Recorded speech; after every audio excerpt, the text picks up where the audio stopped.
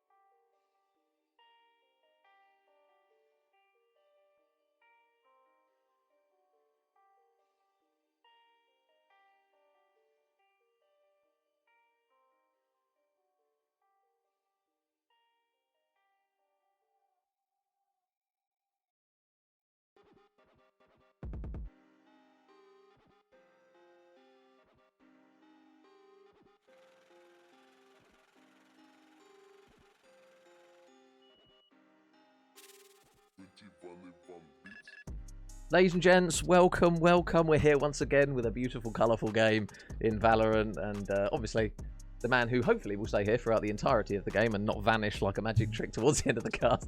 Listen, I've gone water bottles small this time. Small water bottles. Hopefully a bucket just in case of emergencies underneath you. Yeah. But yeah, we're back again with the AVG guys. We've got two different teams on this occasion, and it's going to be 400 Thieves, something that we're going to have to try and get used to saying and not autopiloting to 100 Thieves up against an org that we know quite a lot about, Pablo, in Vitalize ESports. So fresh group of players. One org we know a lot about. The other org, well, we kind of know a lot about 100 Thieves, but obviously it's not 100 Thieves. So it's going to be another 4 times better. We've got to get that out there right now. They're Maths clearly 4 times better. Yeah, so but yeah, Vitalize obviously major. Sorry, mate. We absolutely know, and you know we've cast over them a million times, but in a completely different life. But again, we're giving 10 brand new players. For us guys, apologies, we are new to this, but yeah, 10 brand new players to look over. And you know we've already kind of adopted a few from the previous game between Control Esports and the Goose House, so we've got some notable names from there. But it's just great to get 10 more players, major, that we can look over. Yeah. And I'd be so funny if that was actually COD Keza, and it's clearly not, but it's Val Keza. But we're going to have a lot of fun with these names today. Yeah, so for anyone who is interested, the side of 400 Thieves, obviously a lot of teams have subs as well. So the 5 that will be representing them in this one is going to be Naho, Zapzo, Nore, Guna, and PSR. And then on the side of Vitalize, it's going to be No Life, Kachow, which is a great name, Finesse, Keza, and SW Writer on their side. And we'll take a look at maps, Pablo, because we've got a little bit of a crossover. 2 of the maps that we saw yesterday in Breeze and Fracture. We didn't get to see Bind, actually, but that was also one of the maps that we had in the series yesterday. Yeah. We just didn't get to the end of it. So we'll get to see similarities in maps, and we'll be interested to see whether we get some kind of similarities in strategies, I suppose you would say, to see if there's a particular trend, whether it comes to characters or metas that some of these teams are opting to use. Because the Goose House, for example, they looked very good on both of those maps yesterday, so we'll be interested to see how other teams fare up on it as well.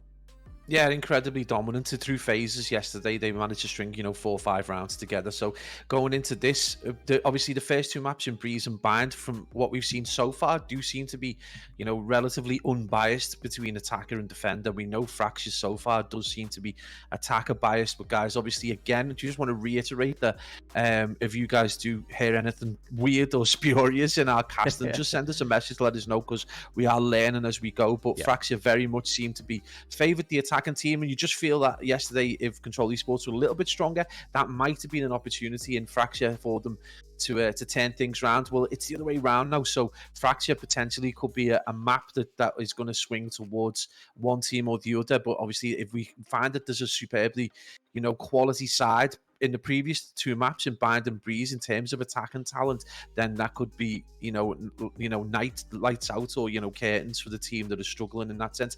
But yeah, Breeze proven to be a really nice map to cast over. A really nice map appears to play, and maybe we're going to see the kind of performances we saw coming out of Marky, was it, and Sid, and a handful of other players like Druids as well from yesterday. So looking forward to seeing who the names are going to be at the top of the leaderboard today. Yeah, it'd be interesting to see kind of the style of play. Obviously, when we saw the Goose House yesterday, you flagged up Marky, very aggressive, very quick to push into the site using Neon on Breeze, and Fracture as well, a map where they were not shy to hitting things very quickly, very organised.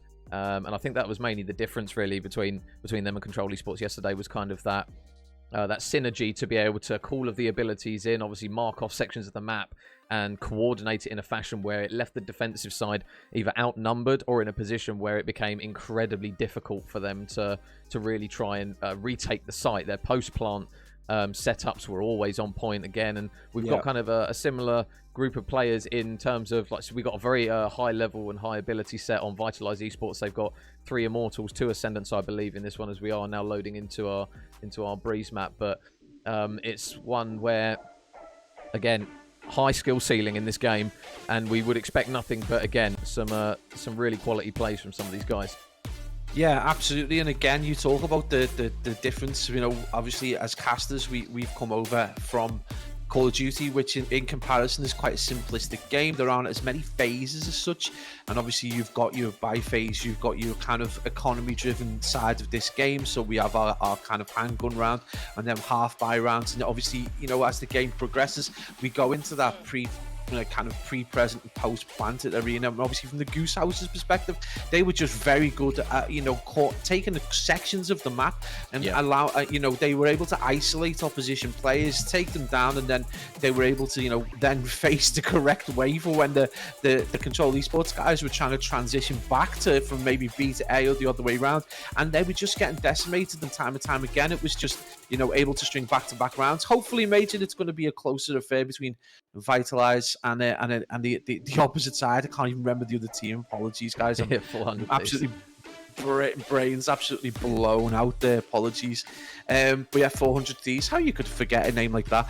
But yeah, so hopefully it's going to be a little bit of a tighter affair, but we're going to see and hopefully just learn some new names and again get to see them with some new characters, because obviously we saw a lot of Chamber being used, we saw a lot of Neon being used. Fade in particular was quite a popular character to use, so hopefully we're going to see some of the agents being used that we can see how good they are. It was great to see Brimstone and Breach start to come into the fore during that second map, and how important they are, even though to a certain extent Brimstone is kind of that first character when you first kind of come into the game. So it's nice to see these high-level players do a really good job with these agents. Yeah, so we are loading in. Everyone has pretty much selected all of their respective characters, and we are going to have kind of Viper on both sides. Again, a character that's got a lot of utility with sectioning off portions of the map. Pablo, we saw Goose House do it very well yesterday. With both teams, again, have got a Sova as well on them. Both teams have got a Jet. So we're starting to see, and a Chamber as well, apologies. So we are really starting to see kind of very much trends when it comes to specific characters. And I think, no, if I check, KO's in there as well for both. So yeah, literally both teams on this map using the exact same meta with characters. So it definitely appears to be one that they're gonna look to stick their feet in and try and make it a game of kind of small margins. I mean, you've got not much wiggle room. Obviously, they're all using the same abilities, the same characters. It'll be a case of, right, who can use them well, who can use them better than the other team, and who can kind of who can strive off of it.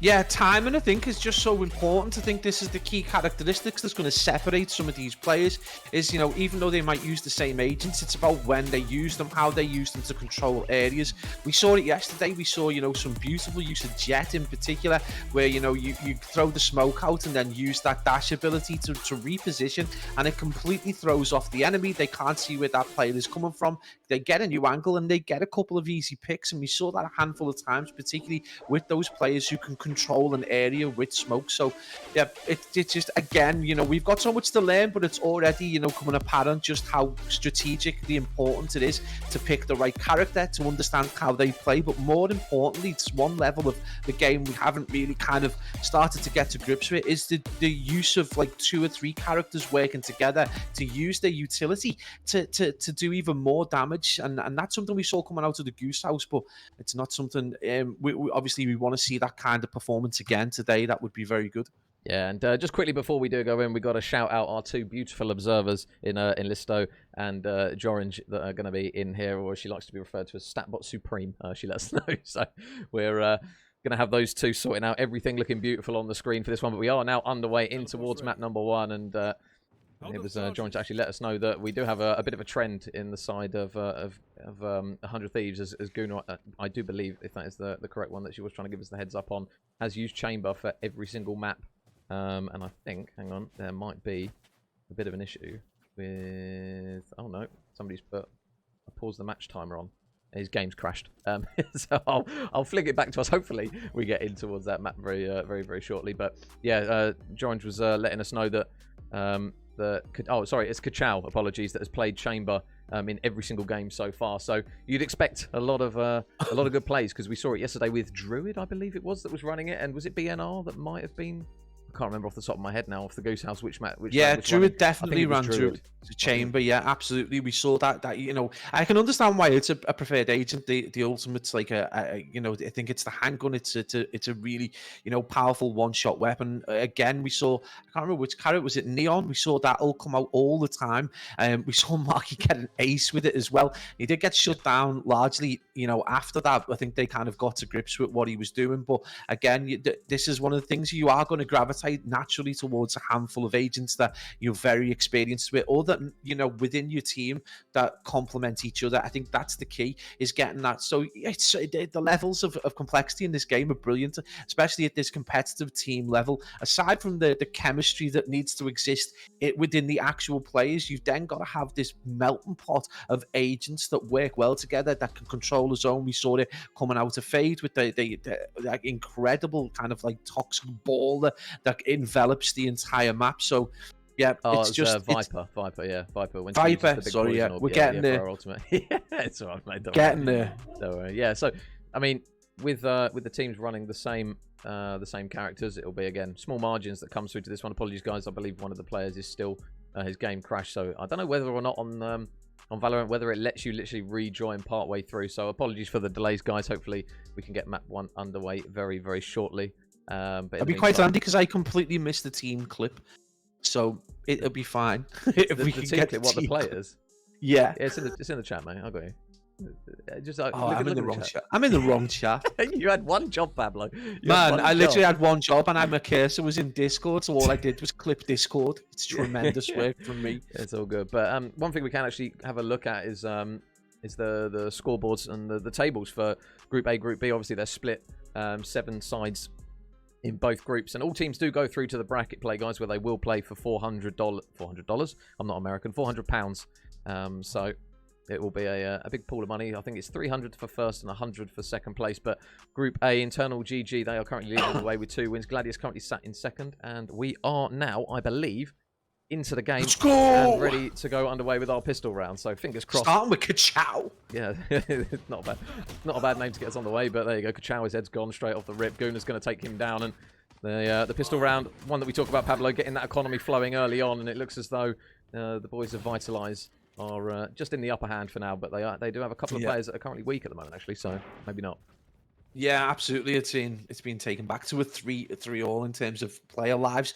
They are looking very, very weak at the minute, and obviously, you know, without having that healing character on board, they're not going to be able to get themselves back into a fighting position. So this is obviously an opportunity for that 400 Thieves now to potentially take this first round and get themselves into a strong buy-in position. They are still going to need to take these 3 players down, but you can see the caution just started to creep in. This is a bit nice little bit of play there for Finesse right there with a beautiful bit of positioning, able to get the kill. Naho is going to be able to take that player down. It is still a 2v1, and you've got to look to Jet in Finesse. Not much health left there, and that's going to be a pretty easy defensive round for 400 Thieves, Major. Yeah, good little post-plant reaction there. Obviously, we kind of flagged up the Vitalize guys had a few players that were a little bit weak here and there. So obviously, with the Ghost in hand, only took a couple of bullets really just to kind of pick off the remaining players. But the opening round is going to go in favour of 400 Thieves, and we're going to start off with a couple of kills alongside Neho as well. So good strong start from those guys. We are going to see a bit of a half buy coming through. We're going to see a Guardian alongside a few others, a couple of Spectres in there as well. So now, save round on the side of Vitalize right off the rip. Not something that they're going to exactly have wanted right off the bat, but they're stuck with it now, and it looks as though it's going to be a very, very heavy hit mid-push as Vitalize try and work their way through. You can see that Zapso's going to be watching over towards the double doors, and he's going to manage to get one. The flashbang.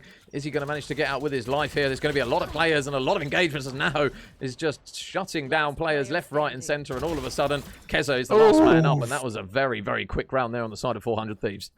You've just got to do the lack of reaction over towards B from the remaining 400 Thieves players. Like, these have got this. This is fine. They'll just take them down, and indeed that responsibility, you know, thoroughly taken by the remaining players. So an easy round 2, and already looking very solid in what is, you know, a relatively balanced map. 2-0 from the defensive side, and it looks like back to the lab mid, you know, not quite mid game, but at the start for Vitalize. Yeah, and Neho off to the races he goes. Are we going to see a little bit of a trend here, potentially, kind of like what we saw with Marky yesterday, who was very, very quick out the blocks. As he is now getting aggressive over towards this cave side of the map, and the shot's a little bit wavy, but he is going to manage to get the first kill alongside Nore, who drops Finesse, and that kill feed again is very, very one-sided in favour of 400 Thieves. It now sees only 2 players up for Vitalize. And Keza and Kachow, they are going to have a lot of work on their hands. Obviously, they do have the Vandal to work with, so Those long-range engagements might favour them just a little bit. Is getting tagged up a little bit, though, is Keza. As a couple of players are going to start to converge onto him. And you can see now the map control. But nice work, though, from Keza to take down one. Kachao takes down one as well. So a double kill right out the blocks. As they try to maybe push themselves, because they've got to try and pick a side here, Pablo. They've still got a minute to work with as well. So they can play this patiently. And KO still, you know, not, you know, you got to look at that health. A good opportunity if you're KO right now. Probably better to back off. That is going to be a beautiful kill there from 400 Thieves as they managed to take down one of the Vitalize players, and that's going to leave Kachao in a tricky position, a 1v2, one player with very little health. Again, though, whether he's going to be able to read that, this is going to be, you know, vital. I think if he takes down this chamber player, this could be a, you know, an opportunity for Vitalize potentially to take this. Is he going to re-angle? No, he's not going to be there. And it is going to be Vitalize Kachao who falls at the last. And defenders again, 400 Thieves, you know, they're trying to say they're 4 times better than 100 Thieves. Presently, they are proving it, stringing 3 rounds together. And yesterday, Major, we saw this with the Goose House. A team able to string this many rounds together is going to be very, very difficult to try and kind of psychologically just get back on top.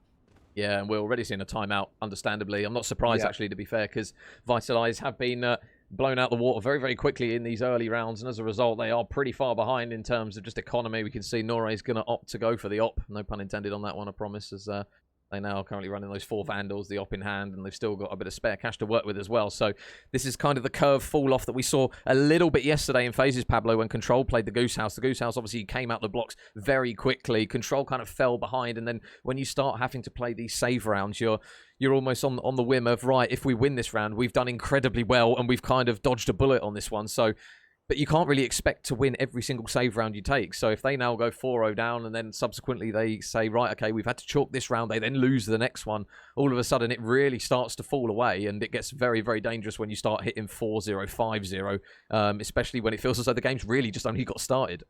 Yeah, absolutely. And this is the thing, you know, you're putting yourself into a very difficult position with this lack of economy and having to constantly either be in, you know, a handgun or a half-bite kind of situation. And you've got to play so cautiously and so carefully just to kind of get the picks. It becomes kind of like a massive field battle and almost 100% more difficult, obviously, when you're facing down 4 Vandals and an Operator. So this is absolutely huge. Utility goes out. We can see Viper using the tox screen and the kind of the floor toxin to try and slow things down, but already Major, the picks are out, and Vitalize left to 2 men, and one of those only partial health remaining. Yeah, you can see it was a very aggressive push. They were trying to coordinate it over towards the B point, but the reactions coming through there from 400 Thieves were just so quick.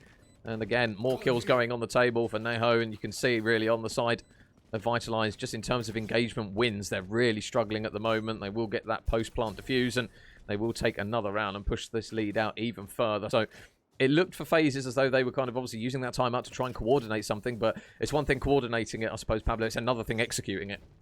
Yeah, I mean, this is again one of the problems they're facing is, you know, they get set up, they've got in a decent position that they, you know, potentially to pull off a strategy. They just don't appear to have the kind of accuracy or the pre-fires or the right use of utility just going into that round. You can see they've tried to counter those kind of like screens and the abilities to slow pace down, but it's just not enough. And right now, the accuracy coming out of 400 Ts is incredible. And you know, you've got to take, you know, one of the players there at the top of the leaderboard, 400 Thieves, he could potentially be hitting double figures, and we're not even into, you know, round 6 or 7. Yeah, and Zapzo is kind of isolated over towards this A site. We are going to see a bit of utility thrown over towards that position, so they are just playing this one a little bit slower, pretty much in complete contrast. And I believe Nore has now decided to pop his ult as Jet, so it'll be interesting to see whether or not he manages to maybe get a couple of picks. We saw a couple of players use their ultimates incredibly well yesterday. Marky was incredible on that match yesterday with the ult throwing nice to the head. Yeah, exactly. So we'll have to see as and when these guys decide to try and push where they're going to do it from. You can see there, Zapzo, he's got a bit of information that those players are here already. You can see a bit of adjustment coming through, courtesy of 400 Thieves. They are now looking to try and reinforce him over towards the point, and they are just still looking to kind of milk the timer at the moment. Zapzo is going to play a huge part in this. He's got to at least grab 1 kill, you feel, in this one. If this is going to go well, the Viper was going to go down. The Jet smokes out as well, and so too is all of the recon coming through. Now, first man through the door is going to be Finesse, but there's one for Zapzo. The trade, though, is going to come through from SW Writer pretty much quickly. They've got to try and get this bomb down quickly, and got to hope that they don't have any form of utility, really, Pablo, to try and retake this site, because it's looking as though they've done the hard part.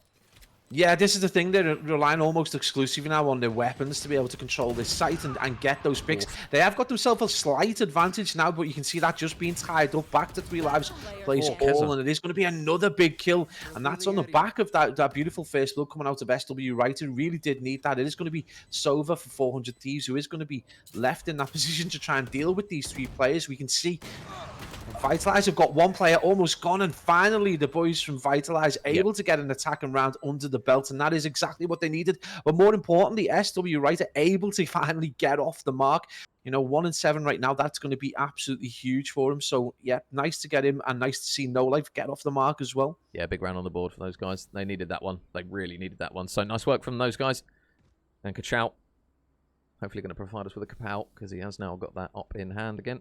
And we'll see if he can manage to get a few important picks. But First Bloods, we talk about them in Call of Duty all the time, Pablo. Very important phases when it comes to this one. Obviously, pretty much identical to kind of Search and Destroy. But obviously, in this one, First Bloods enable teams to open out these sites. And now it looks as though they are just going to, again, try and play for this First Blood. And oh no, Guna is going to slap him straight across the face there. So Guna comes out on top in the Battle of the Chambers. And they will fall that first man. So now bomb down in an awkward spot. We're having a couple of windy shots being exchanged across over towards this B site. Meanwhile, so split approach, and unfortunately both players over towards 1A, 1B have now both dropped, but they do manage to get a pick back, and Keza gets one as well.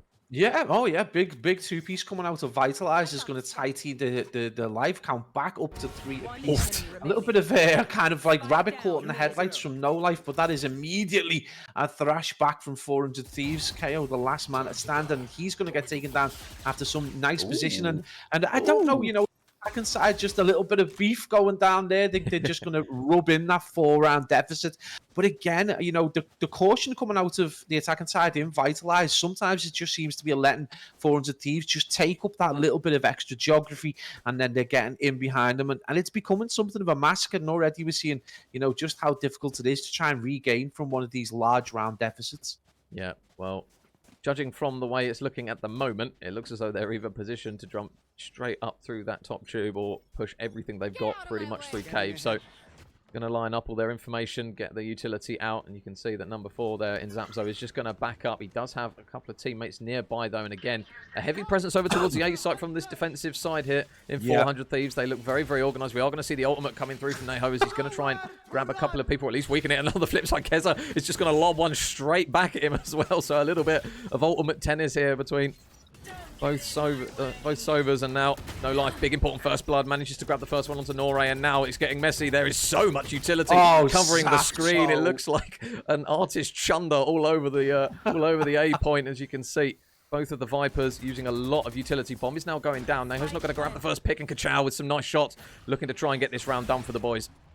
Yeah, absolutely. You can understand why Viper, one of the most important characters in the game in terms of that ability to blindside your opposition. But it doesn't matter because Zapzo, you know, speculative shots, able to get a kill, but it is going to be 400 Thieves on the back foot, and it's going to require a big job from both the players remaining on 400 Thieves. And a 5 plays 1. You wouldn't put it past them to get them. They are going to bring things down at 3-2 deficit, but it's going to be too much for them. And another round on the board for Vitalize, who, you know, they took a little bit of time getting into the kill. They managed to, you know, draw out some of the utility from 400 Thieves, able to get a couple of picks despite taking a couple of losses, and then able to string another round on the board. And, you know, it's good that they're able to start to mix it up this early into the rounds. It's something we didn't see coming out of Control Esports yesterday, but it's good to see it now, finally, to see them kind of like warm up a little bit and start to bring some rounds back against 400 Thieves, who obviously very confident at the start. Yeah, and obviously referencing yesterday's game, the Goose House were incredibly strong on defensive rounds, and we saw the opening start there coming through from 400 Thieves. It was looking very, very good. We are going to see that Viper roll over towards the A site, so whether or not Vitalize try and maybe wrap this over towards the B site, because it's going to be very, very difficult for them to try and push their way in with that covering pretty much every single opportunity they have to push into the point. And we are just going to see a little bit of a slow wrap over towards the B point. Now he's got to be careful not to peek this one, because Kachow is ready and waiting to maybe take his head off. Meanwhile, his teammates, though, are going to push through mid. You can see Keza there is going to edge his way up as well. And they have managed to get themselves to that mid-tower location. So they have got an opportunity to maybe pivot, but it's going to be difficult to completely cross over that middle point, as we see again another bit of utility from that Viper Wheel, stopping the crossover, and some shots coming through from Zapzo. He is just going to tag up No Life, who is incredibly weak now. But two players, he's got to be careful on this left-hand side, but Keza at least gets one. Guna, though, is going to manage to slap both Reiter and Keza straight in the face, and there's a third. Almost got the fourth as well. But he does the damage, and now 2 versus 2. Yeah, absolutely. You can see that patience coming out of Kachal over towards that B site. He able to just wait for the 400 Thieves guys to kind of transition back over towards A. That's going to give them an opportunity potentially to get back towards that B site, but he's just going to take his time. I think he's looking for a pick first, and that is going to be huge. Kachal's going to make it to a 2v1, and it's going to be, I do believe it's going to be PSR left on the side of the attacking side for 400 Thieves. So a bit of a job on his hands right now. There is only a little bit of life left inside No Life. So a very apt name right now, but a big job really for Vitalize, and only a handful of seconds remaining. Yeah, PSR does at least manage to... over. Yeah, never mind. Round's done. Oh, and he manages to get the kill anyway. I'm not quite sure what was going through. I think they was just mainly making sure that they just didn't either feed or drop any potential weapons there, but it is going to be another round on the board for 400 Thieves. They are starting to just answer back and forth, and obviously with the with the bomb being forgotten, makes it a little bit difficult to win the round if you don't plant the bomb, and as a result, it is going to be another round for the lads in green. So now going to be another position, Pablo, where it just feels as though every single time Vitalize look as though they're getting their foot in the door just a little bit. There's just another upset that kind of comes back, and they're very quick to answer, 400 Thieves. Yeah, absolutely. And you just look at the stats across the board for them. Every player contributing to the, you know, they're all above 5 kills or more. And then you go to the other side on Vitalize and obviously No Life and SW Writer just kind of propping up the end of those kill stats. And that's something that Vitalize really need them to work on. You know, they need those players to be able to get those picks. That's a beautiful push right the way through that Jet character, but it doesn't matter because they're going to get taken down by PSR with a beautiful defense. And again, you know, a nice attempt to use the smoke and use that dash from Jet to get in, but it's just not going to be enough. Zapso is going to be there to get another couple of picks, and it is going to be poor old No Life left on his own in a 1v2. Yeah, PSR just, like you just said, line up boys, single file, and just chewed through every single one of them that tried to push through the points. So he did what he needed to. Oh, he's got to be careful here, Zapso. If he peeks it, oh, No Life. Nice flick towards the head of Zapso. So now 1 versus 1. Round and round they go. Oh, you can see the Jet literally Noray's just waiting around the corner. Oh my goodness. Tit for tat. Round and round. Noray is going to head round, and No Life is actually going to manage to slip out with the bomb here. So it looks as though he's going to just decide to take this bomb over towards A. He's going to have to be quick though, with 20 seconds on the clock. He's going to get your ass across that grass, No Life. He's got to go. He's got to go. They're still trying to keep up with him as well for the time being. So he's got so little health. I'm pretty sure he's got time to plant though, so he should be all right. So bomb goes down, and now he's got the op in hand, Pablo. All he needs is that one flick again, and this round might potentially be a game changer here for the Vitalize boys if he can do this. He's got a 1 in 3 opportunity. I think there's maybe at least three different ways to enter this site, possibly 4. So he's got to, you know, make that pick important. It does look like it's going to be a push through mid. Is he going to read this though? This is so important. I think he knows it's going to be coming from that top side. Whether he peeks middle though, whether his timing is going to be enough. Timing! He's missed! He's missed the shot. Handgun out. We can see potential half defuse about to come in. Not going to jump out. Gets taken down, and it's going to be No Life, a player we talked about Major earlier in this round as one of those players who needs to go big. Well, he's answered his critics right there and just gone absolutely huge. Big round from No Life. Big round. And his team will owe him a few beers for that one, because that was a really good bit of play there just to kind of get that one over the line. And after doing a good job with the sniper, he's going to hand it straight back over to Kachal. And his team... That should be nice and warm for him at least. By 3. Yeah, exactly. You can still see the sweat down the barrel of the gun potentially after that one. But we are going to see a full save round pretty much. Actually, no, it looks as though it's going to be a bit of a hybrid there, a bit of a half-buy coming through for the boys of 400 Thieves. And again, just playing this patiently on the offense are the boys in red. And there's the first blood. Kachal, there you go. That's why he gave him the sniper. Ka-ching!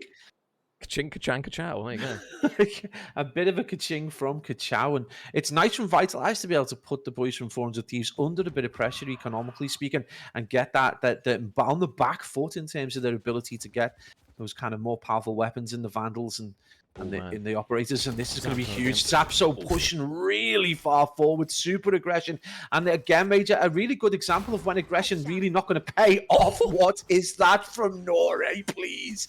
He's got to eat, he's got to feed children. Unreal performance, nearly with the headshot for the second time round. That is going to be a 2v1, and Major Vitalize slapping back in this series. Yeah, and we're going to go in with the ultimate behind Noré. He isn't unfortunately going to be able to get that round. And I will just quickly shout out Sam for the resub of 10 months. Thank you very much, Sam, and Specs as well. Very chat. Thank you very much, guys, for the support. But another round on the board for Vitalize. It slipped away from them in the early stages. They now see themselves only trailing by just the 2. And the defensive side, there are 400 Thieves, Pablo. They just kind of not necessarily fed them the first blood, but it felt as though that first blood was a little bit easier than it has been in the opening rounds. They obviously managed to get the first pick, subsequently got the second pick in middle map as well. I believe it was Finesse that managed to pick off one of the players as well, and all of a sudden they find themselves 2 men down trying to hold a defensive site, which then subsequently just got flooded by bodies. So good little adaptation coming through from Vitalize again. Yeah, just I think from a defensive perspective, I think they're a little bit too complacent and they just got a little too aggressive. And this is PSR potentially going to, they're going to be looking down the barrel. It's so easy for him. An incredible kill. And it's going to be a second PSR bold. Just going absolutely off with the operator. And just an unreal performance right there. It is going to put them back on the back foot. 2 players down, a 5v3. Interesting stat right there is both KOs, both of them propping up the bottom of the leaderboard. So you'll go back to the lab in terms of just a little bit more experience with that character, but yeah, Zapso and Reiter right now just holding the bottom of the leaderboard, a little bit of a finesse with the flank. Is he going to beat that? Oh, he doesn't need to get red. That's my days, Noré Major going off in a 1v4 now. No life. This is looking very difficult. He might find himself with no life in a second because there are players come from everywhere. But nice reads onto the first, but Guno just swings it, slaps him straight across the face, and the defensive round once again looking good for 400 Thieves. So a little bit of back and forth, and we are now going to have this final round. Obviously, everyone's stacking up before we do go back and switch sides. But as a defensive side, it's been solid for the most part from 400 Thieves, but not necessarily been the most robust, I suppose you would say. Yeah, I mean, they obviously, in terms of the very start of the game, they've done really well, but since then it's been a bit of a challenge for them, and at times that hyper aggression hasn't worked. And you can see back-to-back rounds in the previous 2 rounds for Vitalize. Finally a slap back from 400 Thieves, but this feels like a completely different game from the one we started casting, and you just get a feeling that Vitalize just seem to be on the ascendancy a little bit. I know they lost the last round, but just kills in terms of, they started off so slow. I think obviously SW Right is still a long way to go, but the rest of the team just doing really, really well. So as long as they can read the kind of aggression coming out of 400 Thieves time and again, I think it's going to give them a good opportunity potentially to start to, again, reduce that deficit, bring it back from a 3 round. This could be massive for them. A 2-round deficit is absolutely nothing in this game. So this could be huge, especially, psychologically speaking for Vitalize. Yeah, and just being told that Vitalize again are having a little bit of a tech issue. So that's why we're seeing a bit of a delay before we get ready in towards our next rounds. But I suppose it's almost like it feels like Jose Mourinho mind games, almost like a much needed timeout potentially with this one. But it is now going to be one where they are going to have a little bit of a break while one of their players tries to sort that one out. And yeah, when you look across the board, Pablo, it's kind of really, you've got kind of players leading the charge. Obviously, No Life has been very, very good. He's provided a lot of assists as well. Currently 5 on the board, and SW Writer playing KO is currently struggling just a little bit. Currently only 2 kills to his name, but is providing assists as well. So we'll have to wait and see. It looks as though it's Kachal that's potentially having the issue with his connectivity. But we've seen a lot of utility, but not necessarily in the most coordinated fashion as we saw yesterday, Pablo, especially on the offense coming through. I think the Goose House, again, we kind of referenced them because they were the game that we saw yesterday. When they were pushing the sites, the utility was pretty much all done together, unified. If they were picking a site, you usually had maybe 1 player that was holding flank and the rest of the players pushing through, making trades, combining as many abilities as they could over towards the site and basically playing numbers. Whereas on the flip side here, we now see Vitalize when they play on the offense, they kind of play a bit more passively, watch every lane and try and play the first blood. And when they get the first blood, it works.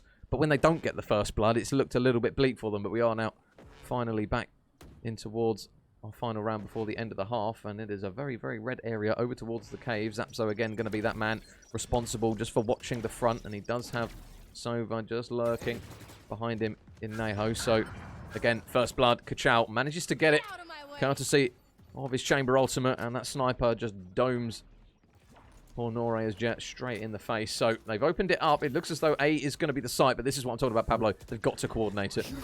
Yeah, this is the thing, and good use of utility, and they get the drone out to get that information. He is going to be able to get a little bit of information with that ult. That player does fall, so that last arrow is kind of going to be wasted, but really good kind of approach to this, and you know, they've got every member still alive. They brought it down to a 2v5. This is a completely different Vitalize team to the one that started this round. Great use of utility on the back. Guna with a beautiful shot to take down.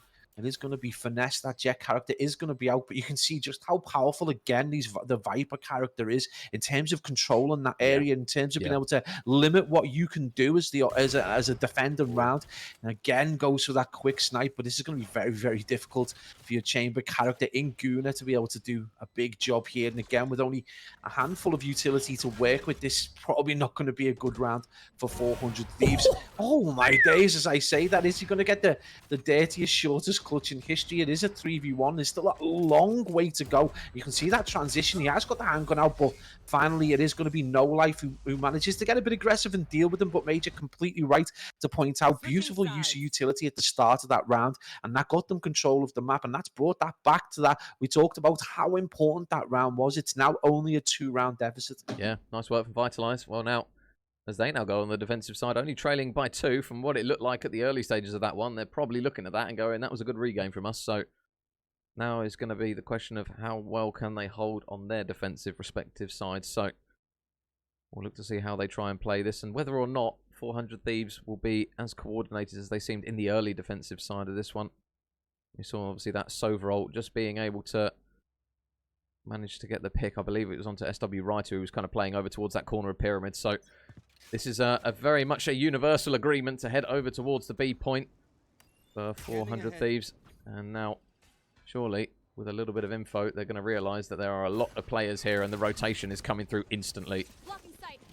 Yeah, this is a very, very aggressive push towards that B, and you know the player up top for 400 Thieves is going to be, you know, getting that information out. So this is going to allow them a bit of an opportunity potentially to get a pinch from a number of angles, but they're going to need to cover this geography pretty quickly. The pressure is going to be applied, and you can already see those players from 400 Thieves trying to push out.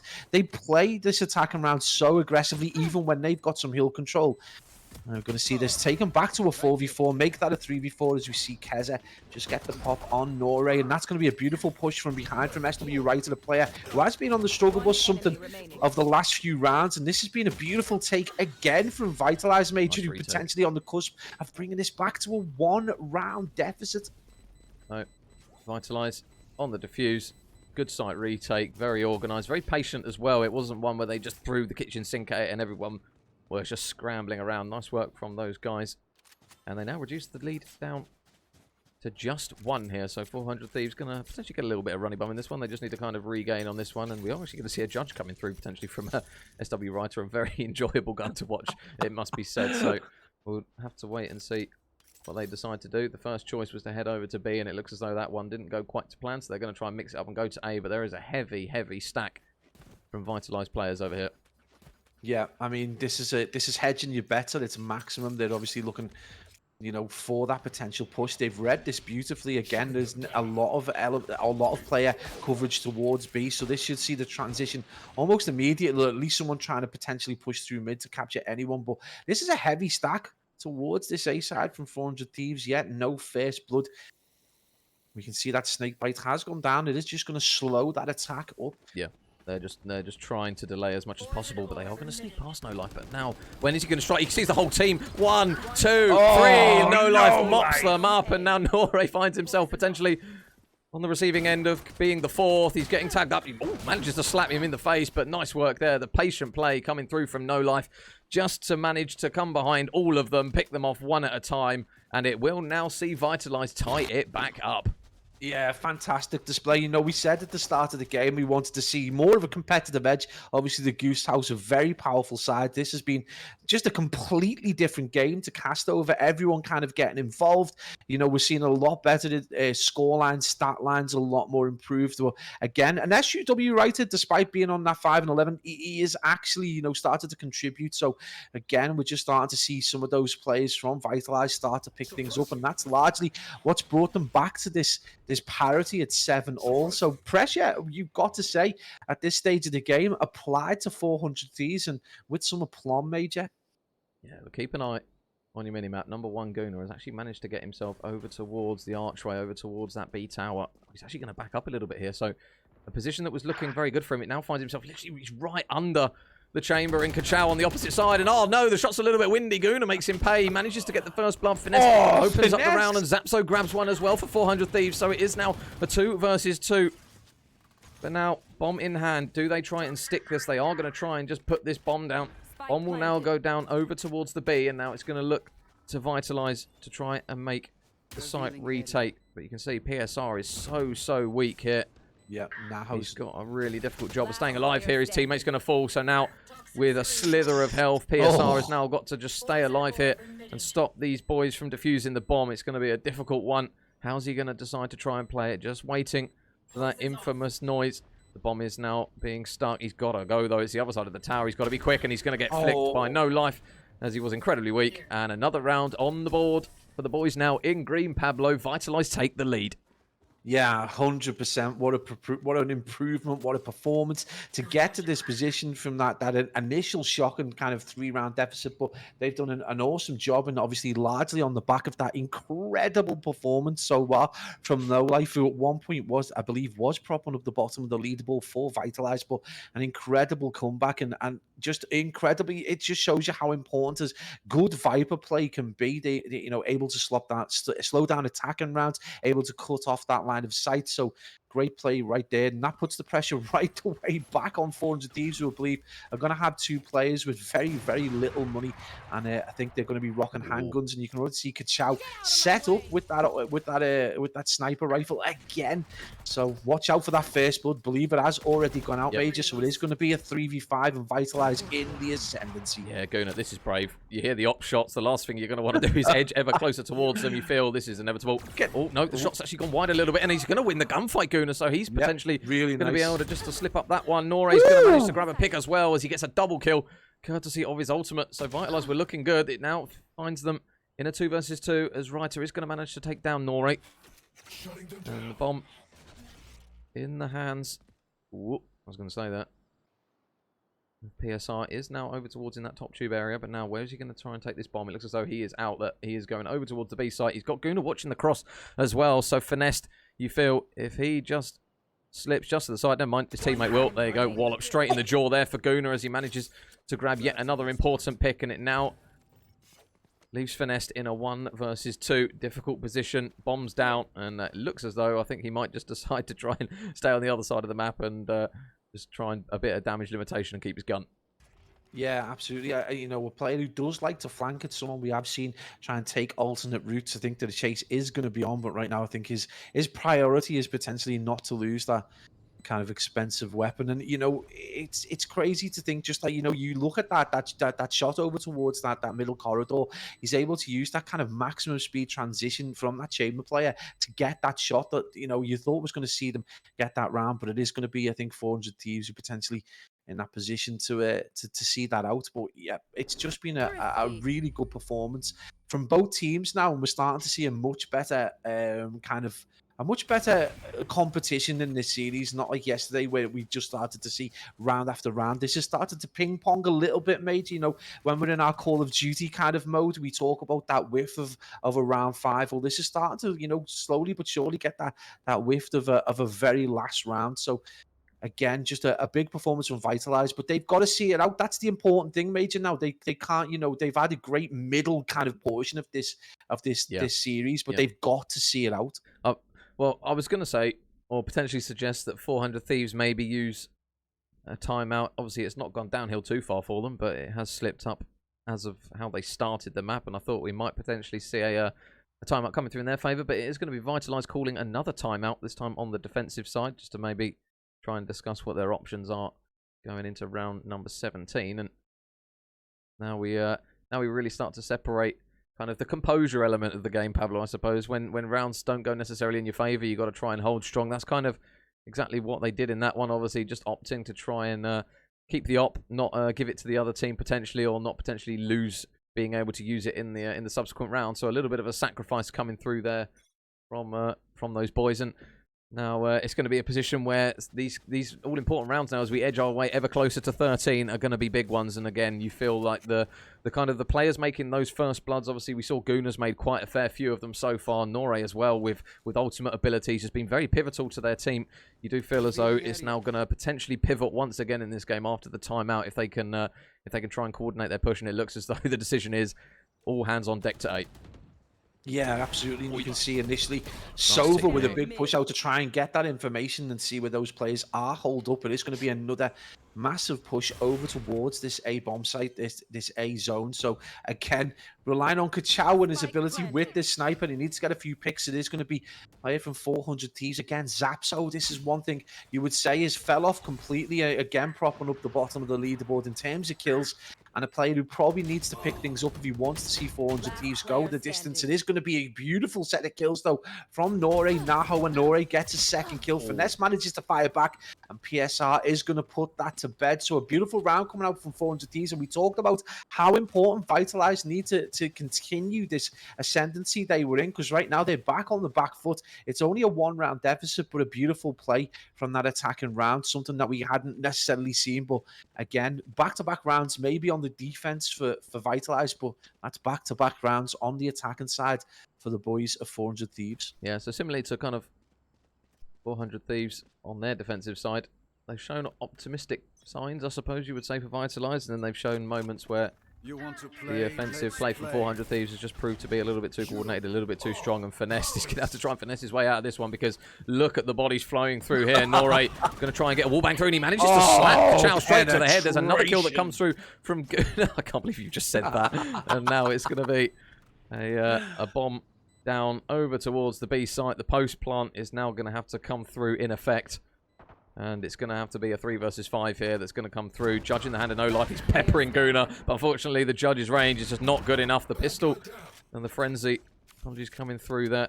Just to manage to grab the pick, and it's actually just going to slap him around the head. Not really much he could do about that one, to be honest. And it was a strong round. KO and KO action as Zapso manages to make amends for some previous round kind of errors, and he gets the kill in the end. And yeah, just a really nice display. Get them a 2-round kind of deficit again, and it looks like Vitalize have just fell off a little bit. They're back on the struggle bus. There's still a long way to go, but again, this is a good opportunity, kind of parity across the board in terms of that e-commerce and in terms of that ability to get the guns that you want. But they've got to go big right now, and as a defensive unit, they've done okay, but they just, again, seem to have fell back into some inconsistent patterns. We're going to see that information gathering coming back out from Keza with that Sova character, or will we see first blood again? Major going the way of Kachao as he drops Nore, and that's a big kill if you are Team Vitalize. Oh, Zapso. Is he going to try to open that door? PSR is just watching over the top of him. The door will now open. Zapso, is he going to swing this? He is. He's going to force Keza just to back up for the time being. As again, we see a little bit of Viper utility over towards that site, and now bodies are in. Finesse manages to get the first blood, and Finesse with the second as well to take down another one. Neho falls. PSR drops as well. Finesse, they got to be careful not to feed him here a little bit, and they managed to mop up the last man in Zapso. A very strong round coming through on the defensive side from Vitalize, and it is just back and forth. Yeah, nice use of Jet, them using that dash to get out and get themselves a different angle, able to then get a handful of kills off the back of that. So beautiful play right there from Finesse, and a player, that has been doing, relatively well in terms of that flanking opportunity. Fell off a little bit towards the last few rounds, but that's 3 rounds back to back. What a response to what was a 4-round deficit. But yeah, really nice play. Brought it back to a 1-round deficit in the scheme of things. 400 Thieves still kind of on the front foot, but I know that was an absolutely beautiful performance coming out of Vitalize. So big round as we head potentially back into a parity round that could potentially be 10 all, or we could see them go back onto that 2-round deficit. All important. We can see, again, some information gathered and trying to get a bit of damage in with Sova's ult, but that's not going to gather anything. Oh, man. So big kills, Major. Big kills. Mate, that was a combination of good play and god-awful timing there for Vitalize, unfortunately. Sova just caught in the recon. And the teammate there, I believe it was, it might have been the Chamber actually, coming through, just literally checking the wrong parts. And now Finesse finds himself last man up, 1 versus 5. Bomb goes down. It's just going to be a case of can he get any picks. Actually, the utility is going to get a bit of information as he is now suppressed. Finesse is going to just back out. Finesse has been suppressed. Just straight bars. You can't write this sometimes, I swear to God. But you need to do your own tracks now. I know. Fire in the booth. So it's now flash around the corner. Finesse is trying to get away. He's going to manage to. But they are on the chase for him at the moment. And they do finally get the kill. And they will strip that op from him. Yeah, they're going to see that little flame emoji into the round count as they get a flawless performance coming out of the team from 400 Thieves, and that's going to give them another 2-round deficit. And again, only 2 rounds away from taking this first map. And you would suggest still there's plenty of opportunity for Vitalize as a defensive team to just slap back, but they do need to do it right now. You feel that if this goes to 12-9, this is going to be absolutely massive for Vitalize, you know, in terms of concentration, in terms of determination. They just need to get this round. I think this is very much an all-important round. They need a must-win, you would say, for Vitalize. Otherwise, this is going to be very difficult to come back from. Yeah, and the first blood for Guna. That is not what you want to see if you're a Vitalize fan, as he opts to dip out. And it looks as though, again, B has worked for them so far. And it looks as though, to be or not to be, it is to be. As they head over there once again over towards that tower. No Life again has got a big responsibility. And the shots through the smoke there manages just to catch out Norate and maybe stunt this push just a little bit. He is going to get a couple of shots through. I don't think he managed to tag up anyone through that.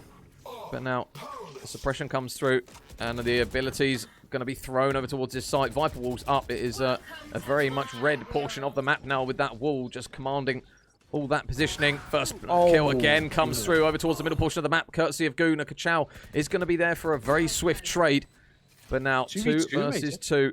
This is where the old duos are born and bred, potentially here. So, as and when that Viper Wall decides to come down, you feel as though the next kill could be make or break here. And this is not an ideal gun to have in this situation. The Odin, the spray and pray. Is he going to check the left corner? He is going to get down. So now there is potential for the revival as Kachow gets the trade. So now PSR, is he going to try and get this through? The shots, are they going to be clean enough? He's going to get decayed as he goes in towards this one. Is he going to try and peek the corner? He's got to be quicker if he's going to do it, and he is going to get the kill. But it's actually going to be the poison that kills him. So unfortunately, it is going to be another round on the boards. And now 12-9, match point on the horizon. Well, you're going to coach straight here. The slings and Sova's arrows of outrageous fortune. Well, that was some outrageous fortune right there for 400 Thieves. 1 round away from taking this to 13. An incredible performance. And again, just shows you how powerful and how important that Viper character can be, even long after they've passed. So, incredible performance. Vitalize really need to go big right now. They are, 1 round away from being 1 down in this series. And it's going to be huge. Incredible performance from No Life. 20 kills. Only second to Naho, I believe it was, on the other side. You have to check for me. I'm completely blind. Guna with 21 kills. Incredible performance from both players. 2 more for us to put into the bank, Major. And it's going to be a big kill as we see Zapso drop for Nest. And SW Writer, 2 players who were struggling at the start of the game, getting 2 big kills. But the first blood going the way of 400 Thieves. And it is going to be a 4v3, Major, as we get into that planted phase, post-plan phase, 12-9, and it's going to be go big for Viper all on her own. Hold that. Norate stamps Writer straight in the head. No Life will manage to get the man off the defuse, though, courtesy of a good little bit of positioning there. Move the poison, but you can see he's just holding the angle. Surely they're going to try and stick this. They've got a lot of control. And No Life gets another kill as well, so he's going to have to be quick, potentially, here, if he's going to do it. It looks as though they're not even going to try and... 1v2. Is it doable? That's the question. No Life gets 1, but he's going to try and, unfortunately, stick to the fuse. It's not going to have enough time, and it will be the attackers in that one on that side. 400 Thieves looking good, coming away with the dub, 13-9.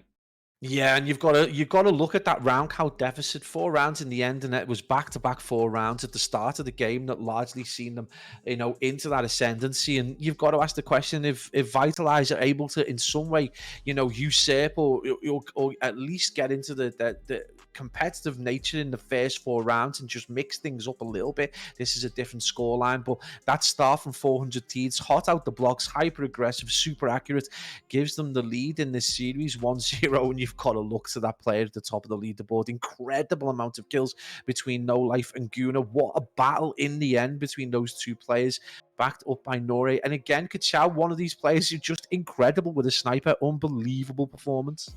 Yeah, so 39 is going to be the score, as I will just quickly get that updated on the graphic, and it will be 400 Thieves that are able to do it. But yeah, you look at the performance of No Life there, very good. But they had phases in that one where it looked as though Vitalize was slowly starting to bring it back. We saw kind of rounds in the middle portion, Pablo, where they were getting first bloods, they were picking the site, and they were being decisive with it. And it seemed as though the rounds where they kind of hesitated on some of those pushes, especially over towards the pyramid side of the map, they kind of ended up being counterproductive as a result, because it allowed 400 Thieves just to try and reposition, try and regroup, get everyone set up, and then it left them in a position where getting the bomb down became increasingly difficult. But to be fair to 400 Thieves, again, even when they were attacking, their post-plant lockdowns on some of those sites were very, very clean. Yeah, absolutely. And this is what we talk about, these important phases within the rounds themselves. And that's one thing 400 Thieves I nearly got caught in that trap myself. 400 Thieves did really well. They were able to just obviously retake sites very, very, just in a really efficient, economical way as well. They didn't lose a lot of lives when they retook the round. So it left players in a position where they could trade out effectively. And again, the choice of, when they approached, especially Vitalize on the attacking side, when they approached the pyramids, they were very cautious, looking for information. It worked, once, maybe twice throughout it within that series, but largely they just got dealt with. Now, you felt that when they moved over towards that kind of courtyard, kind of castle area, they were a lot more fortuitous. But again, it's just so difficult. And it's one thing, coming from the COD side of things, is you kind of the S&D comparison is where it ends. You can go into a TDM kind of mode in that game. In this, you do need to be able to defend effectively as a team. And we saw it at times, glimpses of it from Vitalize, but just not enough. And in the end, it's just a very strong end. And you look at those two phases, the very start of the series where they take 4 rounds, 400 Thieves, and the very end of the series where they slap 3, maybe 4 rounds back to back. Incredible performance. Yeah, so now we head over to the map that we didn't get to see yesterday, Pablo. We didn't get to see Bind. So it's a slightly more intricate map in the sense of, we've obviously got, I'm pretty sure it's Bind. It's got the teleporters, unless I'm absolutely faded. Apologies, chat, if I have got You it are wrong. correct. But yeah, you are correct. So we get to see again a little additional thing that Valorant brings to the game that necessarily other ones don't. We get to see very quick rotations over towards one site to the other, courtesy of the teleporters. So it'll be interesting to see how the teams decide to try and utilize that. Again, obviously cornering off specific sites, again, very important. We've seen previously quite a few brimstones from what I've seen anyways on this map. He's very useful just to smoke off the sites. And again, Orbital Strike, a useful ultimate to try and delay players on the bombs, play the corners over towards some of those sites where they don't have to necessarily be able to see the bomb site directly. Obviously, Sova is a character that as soon as you get kind of information that the man's on the bomb and you've got the ultimate, you try and spam at least to try and get the man off the bomb. Obviously, Brimstone's a similar character to that. And sometimes it works, sometimes it doesn't. But it'll be interesting to see again how these teams fare up. We haven't seen any of the teams so far. We've only casted one game yesterday, and obviously day before yesterday, and obviously this one now. We haven't seen what the teams kind of have in store for us on this map. So again, blank canvas. We'll have to see what these boys have got in store for us. Yeah, absolutely. And one of the beauties of this map is you talk about that teleporter, but if you're the attacking side and you're able to get that bomb planted to be, it gives itself away, the noise of the people teleporting into that map area, just to, it allows you to get set up and potentially pick off players. So whether it gets used, it's going to be interesting to see how teams who play this game, quite as much as these guys do, make use of that teleporter. I've seen it, obviously in the pub matches and in the unrated games, but usually an appalling use of it, and people just get absolutely decimated. So it's going to be interesting to see how players who actually understand the game make use of it, and are able to, maybe even bait people, send one person through it, make sure that there's someone there at the better angle, and allow them to get the baits in. And again, hopefully we are going to see characters and agents like Brimstone and Breach start to come into this very open bomb sites that we see in this particular map. So, again, it's a learning curve for us, Major. We haven't seen this caliber of player play this map just yet, so it's going to be interesting. And it's going to be interesting to see whether players like No Life, whether players like Nori can continue with that high level of fragging that they're able to do, able to get these incredibly high kill counts, and just, whether there's going to be a difference in strategy. Is Finesse going to continue to flank the way he was doing for 400 Thieves? Is that going to, change for him? Are we going to see a better performance coming out of SW Writer, who, propped up the leaderboard? We saw a beautiful change from Zapso, who spent a few rounds, with very little kills, and then just rocketed up the leaderboard with some great kills. And again, one thing we haven't seen with Bind is how important our first blood's going to be. Is that going to be something that's super important? Is it, or is it just going to come down to a war of attrition on a bomb site with a ton of utility? Yeah, and I think one thing that we noted yesterday with the Goose House when they won was their lack of hesitation. If it looked as though they didn't get much information over towards one particular site, to either push down one of the lanes to then obviously try and hold a pinch, or if the bomb does go down, then subsequently wrap around the back of the opponent's spawn and retake the site from multiple angles. And 400 Thieves did that for quite a few rounds when it looked as though, right, okay, we've got to try and retake the site. It's then a position of, right, okay, we can at least know we haven't got much information over towards A, we haven't seen much, we can wrap round, push through tunnel, go around the back of the spawn, and that's what they did on multiple rounds. And it seems to be the plays that works, from what we've seen anyway in these small sets of maps that we have seen so far. But going on to a map Bind, as Joran just actually let me know that, I will just make sure I get this right. So Vitalize played this versus Internal GG, and they used a combination which is quite common on this one, of Fade and Raze. So obviously Fade getting quite a lot of information, courtesy of her little orbs, and then obviously sending in the doges, as I like to refer to them as, and Raze, obviously that explosive character with the rocket launcher. We see a lot of satchel plays coming through from that Raze character. So again, it's a character that you would anticipate the more dynamic players would use. Obviously, the players running the likes of Jet, the players running kind of those entry ones for the flashy players, I suppose you would say, because it is very much a reactive character in order to get into the site, get the first pick, be decisive, and not hesitate. It's kind of, it feels as though those dual lists are almost the equivalent of what we're used to seeing kind of the SMG players were when we cast Call of Duty. Those players that don't hesitate, they hit the flank, they get the first kills. They're very much a case of, right, I'll go in, I'll do what I can, and if it goes well, happy days. If it doesn't, hopefully I've got the confidence in my team to make the plays as well.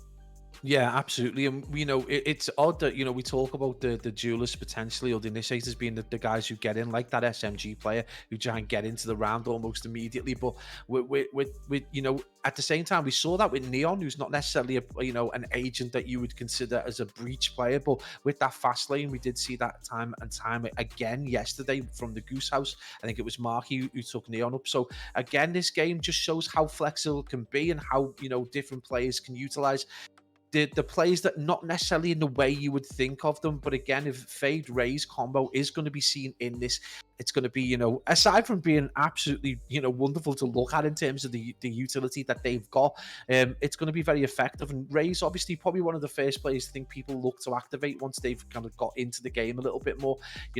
It's one of those players who probably a little bit familiar to the kind of FPS world, in terms of that ability to frag, the ability to get that rocket launcher out. So a very strong duelist. But again, we just got to see how they're used, and are Vitalize going to, potentially be able to utilize agents in the way that 400 Thieves have been able to do it. So be interesting to see how they do it. And again, big learning curve, and thankfully we've got Jorange in the back just making sure we know what we're talking about. But thank you for that. Yeah, Jorange is saving us, and obviously a shout out as well to Listo for obviously running those games and educating us a little bit more as well. So yeah, apologies guys if there is something that me and Pablo aren't necessarily sure about. We're obviously, for anyone who doesn't know, we're new to the whole Valorant scene. We've come over from Call of Duty. Obviously we looked at kind of the enjoyment that we got from watching the game and thought, you know what, give it a go. And thankfully to the AVG, they're happy to have us on board. And obviously we've got to shout out everyone who helps out behind the scenes in Jorange and Listo for this particular map, doing the beautiful observing, making our job a hell of a lot easier.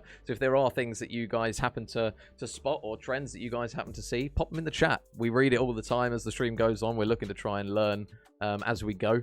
as it is a big learning curve and a learning process, but we're trying to put the hours in, so hopefully you guys enjoy it as much as we do, because one thing that we can say about Valorant, Pablo, is this game is incredibly enjoyable to watch. Mate, it's awesome to watch, but finally, I think I've broke the curse, the 10-year curse of only playing Call of Duty. I haven't actually I mean, don't get me wrong, guys. If you are Valorant guys, I literally spoke to a group of game developers yesterday who are all Valorant players, and they had literally no inkling of what Call of Duty is. So if you are Valorant fans in the chat and aren't sure, 10 years I've been playing the game, every day. This is the first time I think in a week where I've completely broken the curse. Valorant's just so much fun to play.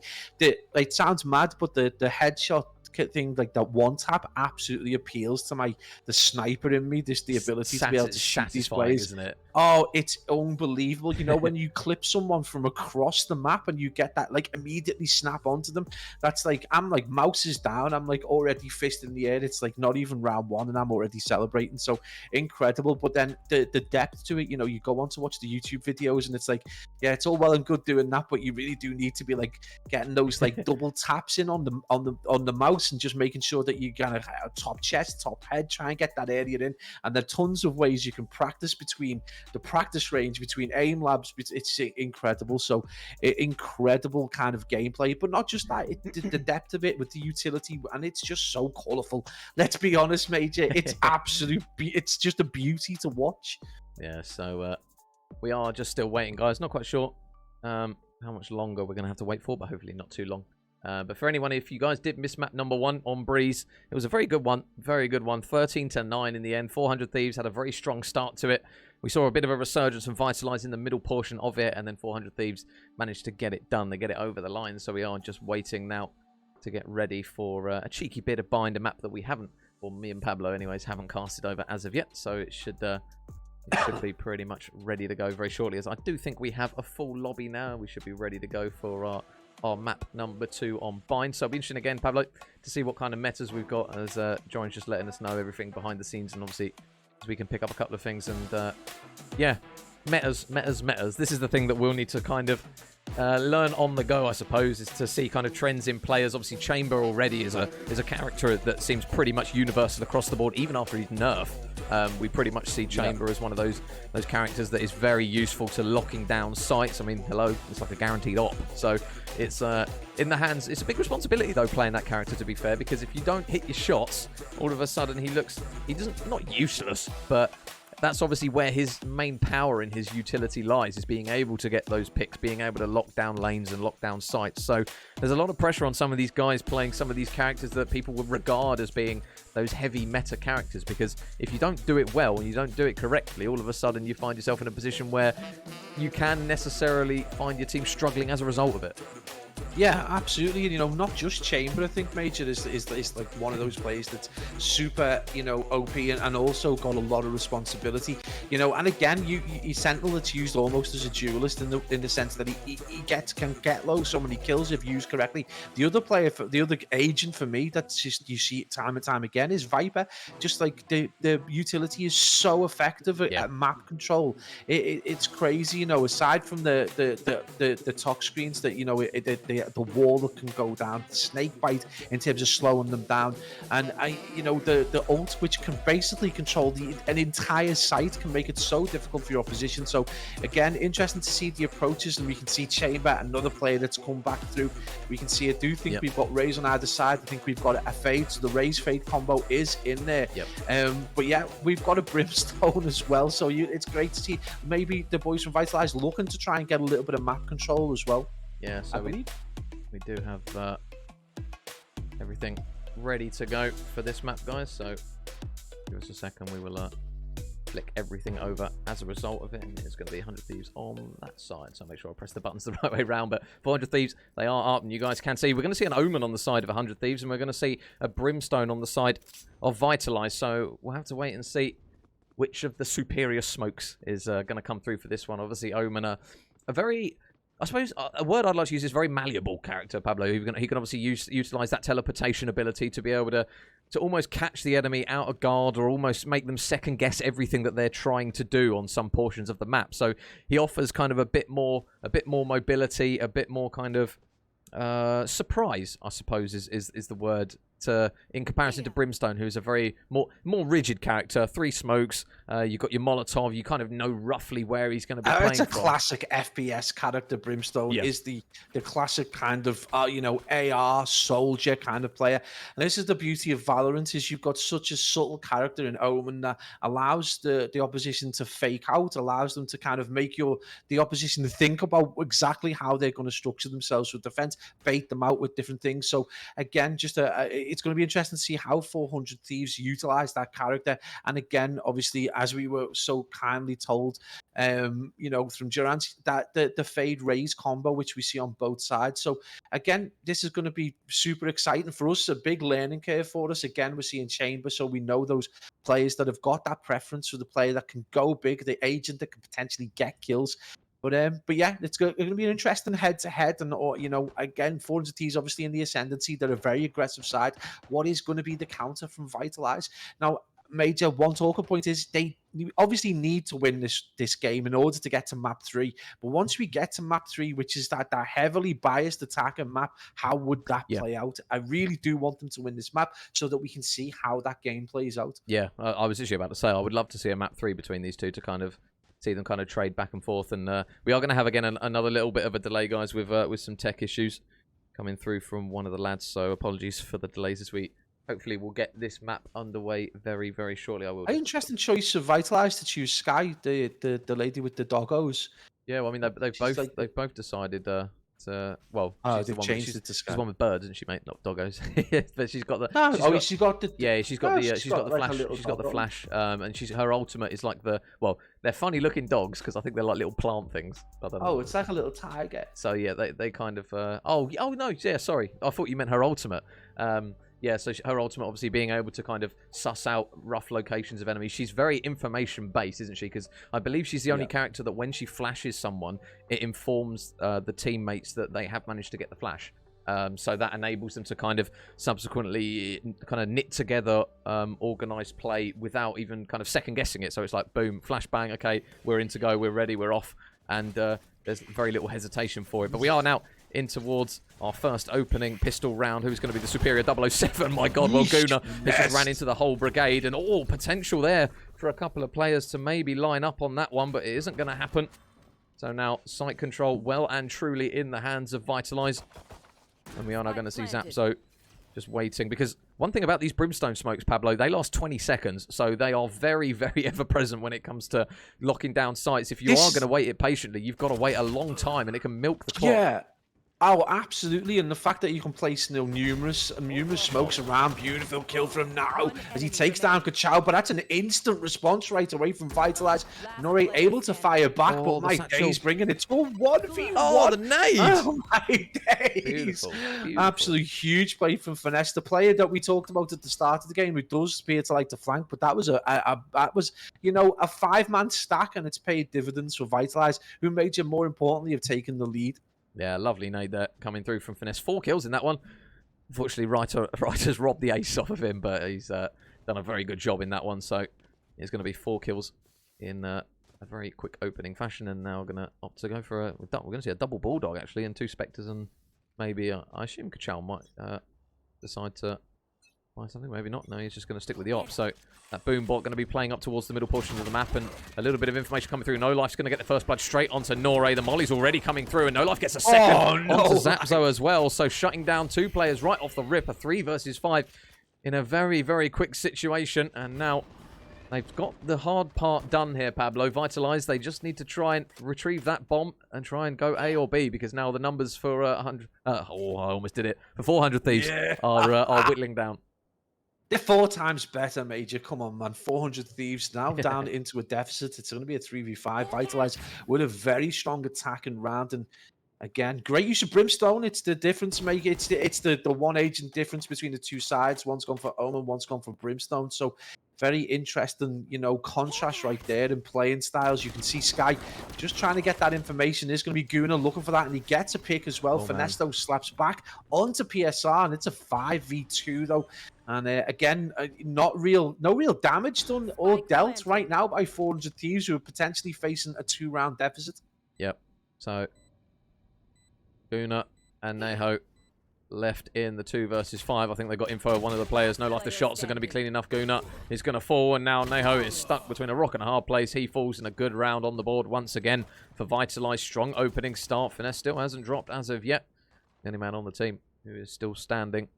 And it's again going to be a round that slips by 400 Thieves. The early portion of that round really got away from them, Pablo. Kind of those first opening bloods that came through from No Life, I believe. Really big opening kills to pretty much leave them to decide, right, what side do we want to hit, boys? Whichever way we go, we're probably going to outnumber them. That's exactly what they did. And as a result of that, I don't think anyone died in that round, if I'm not mistaken. Yeah, they went completely flawless, and that was very close for, I believe it was the Ray's character, slither of health, and obviously playing angles as well as possible to try and stay alive. That's going to give Vitalize not just that round win, but obviously the advantage economically. They're going to be able to get the guns that they potentially want to use in this round. And this is going to be, back at the...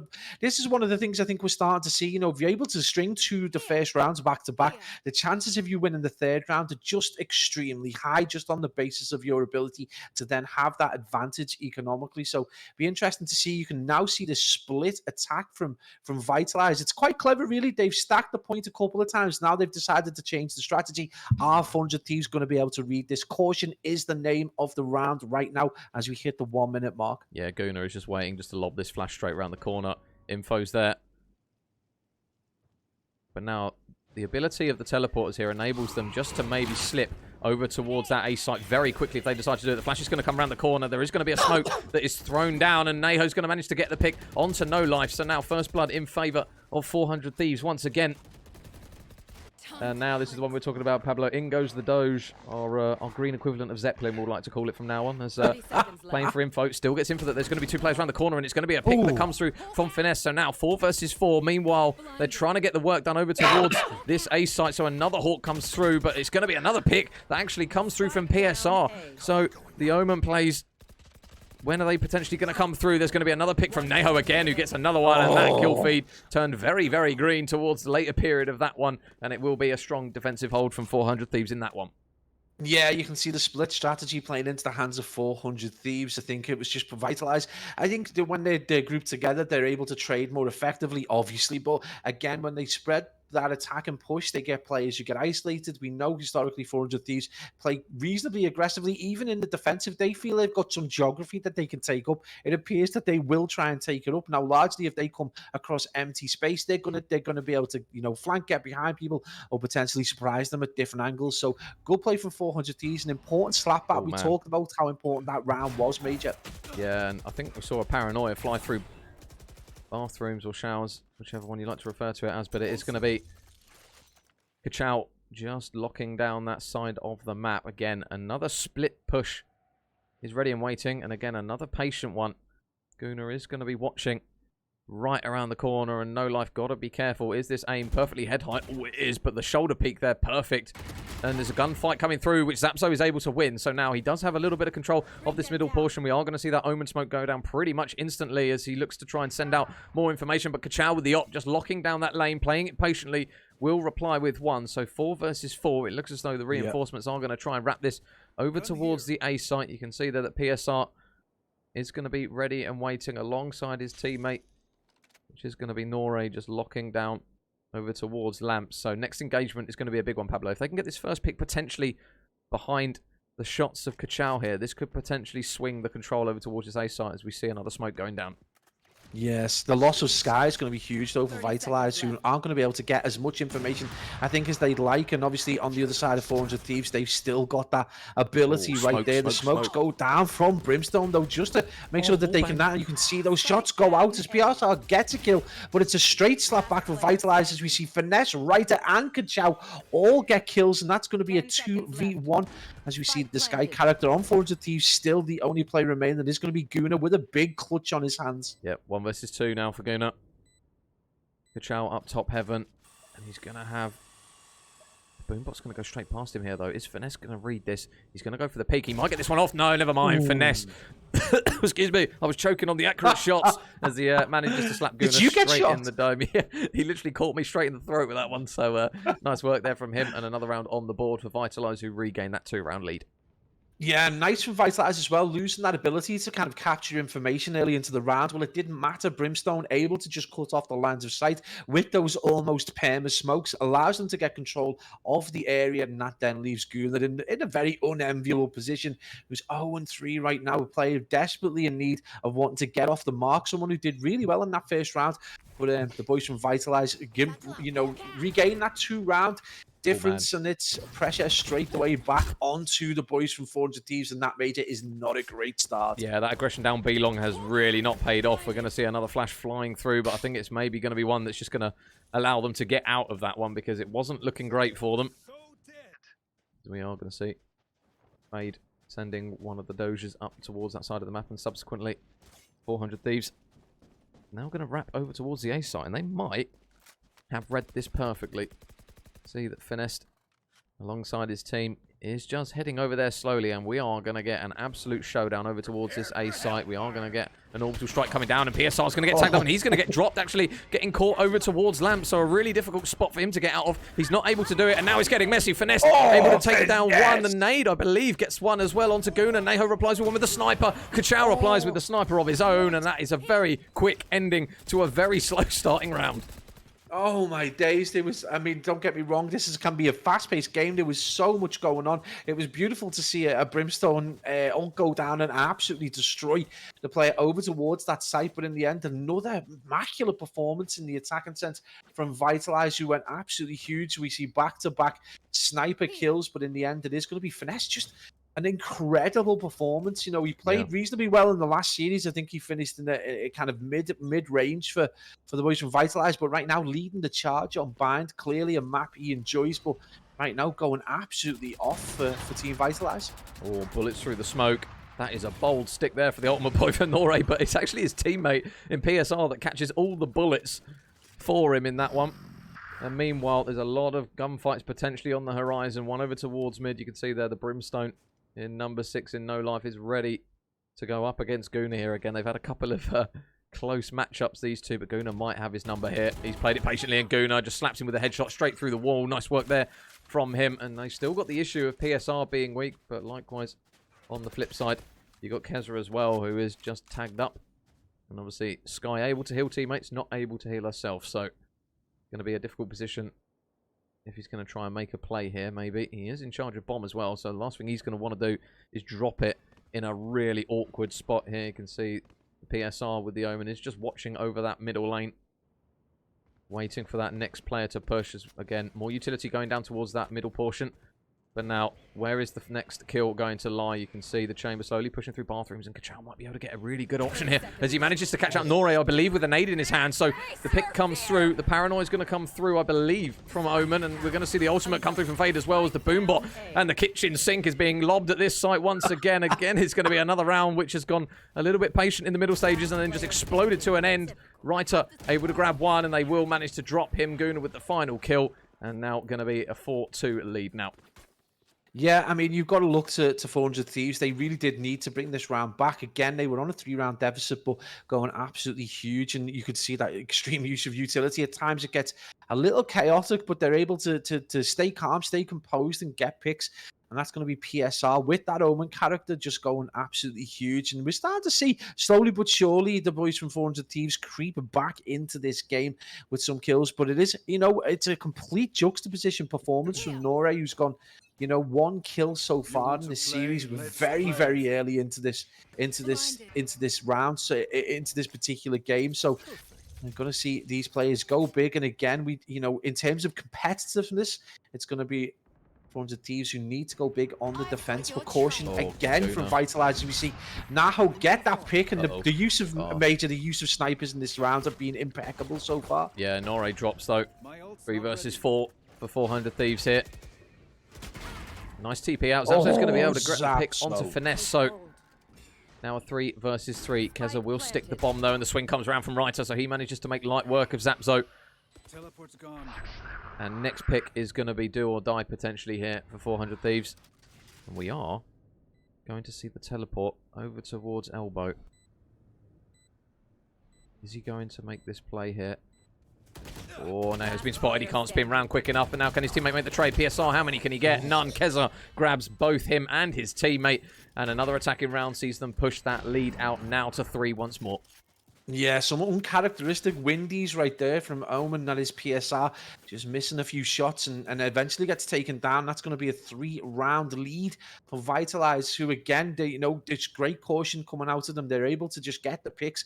And there's some uncharacteristic shots coming back out from 400 threes. It is going to be a timeout, unsurprisingly, as they're not quite able to get to grips with the attack and prowess right now. Vitalize, and I'm sure they're asking questions right now. It feels as though, obviously, Guna's playing that info down B long, but he's kind of stranded. And every single time he's caught around that area and Vitalize push it as a team, they pretty much pick him out every single time. And he's got a really difficult position of playing the information, but also getting out with his life. And at the moment, it feels as though every single time he gets the information that the players are there, he's just unable to, whether it be he's just kind of staying there just to see if it's a bit of a bluff or a double bluff. And then as a result of it, they then subsequently push out into that B site. They're obviously hitting that quite consistently off the start, and they're doing well in getting those first picks at the moment, Vitalize. So if it ain't broke, don't fix it kind of vibes from those guys at the moment. And although they're attacking rounds for portions of it, it seems slow. When they do decide to go, they go very, very quickly. And it looks as though we might maybe see again another potential round where,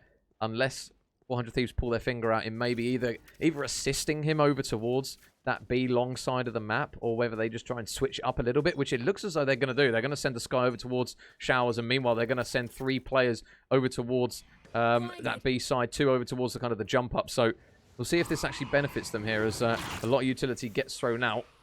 But now again, Chomp. Yeah, he's literally like right around the ankles of Zapzo. But again, they back up those players, and they've got a lot of bodies kind of spread across various lanes. But First Blood's going to be all important as per usual. Yeah, absolutely. I do believe that was PSR's paranoia going right the way out across the map. And potentially is going to pick up that player 7. As you can see him just flanking all the way around towards that B. It would not surprise me at all if that was indeed finesse. It's Keza, though, who is making that push all the way around. And we do see that First Blood go out. As Vitalize just get that one-man advantage with some windies with the handgun. And again, it is just going to remain the way it was a second ago. It is only going to be PSR presently who has fallen. That First Blood going the way of Vitalize. Major, something they didn't do in the previous round was really make use of those First Bloods. They've done it to great effect so far. Vitalize with that 3-round lead. You can see that stack as we see Brimstone smokes go out, and they're going to be a feature for the next 20 or so seconds. And Zapso just going to be backing up a little bit. Good geography cover, though. The Molly just didn't manage to get over quick enough in order to cut off the raise. And Nori's managed to get to the corner, and he manages to get a really important kill. He's just going to satchel around the corner as well. So they do reply with 2, though, as Kachao and Keza get 1 each. Guna is still over towards Elbow, but he is going to get slapped right in the face. Courtesy of a Hawk, and he's going to one straight back as it's bird tennis back and forth. But now Guna with 20 HP and a dream is looking very, very difficult. Bomb is down. And a judge, unless somebody literally pokes their head right in front of him as he slow peeks a corner. It looks as though he's going to be dead to rights here. Guna, and one little quick shoulder peek. And again, it's just playing his life well, but you do feel as though this is probably going to be inevitable. I mean, it's time to just cross your legs and sit down and hope that one comes around the corner just to pop you off, because he is in a really unfortunate position there. There's no escape, and you can see those the lines of sight right there for those players in red is just incredible. He's done well to play his life so far. But another big round for Vitalize, who are going to go into a 4-round deficit, and it's something they haven't done in the series so far.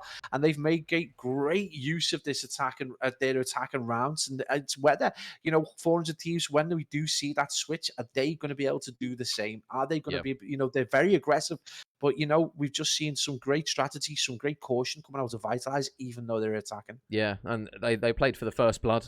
They decided, right, okay, we've baited a little bit of information out. They did react quickly to that 400 Thieves. They did wrap back over towards that kind of that elbow side of B, and they did manage to get that one man, who I believe in Nore, to cross over, but they just weren't able to get the important picks, because once they got control of the site, as again another First Blood comes through courtesy of No Life. Kachao gets one as well, and they again find themselves outnumbered potentially to whatever site they decide to throw themselves at here, because they do have a lot of opportunity. The TP is going to come through here courtesy of Zapzo, as Zeppelin's going to gnaw him right in the leg.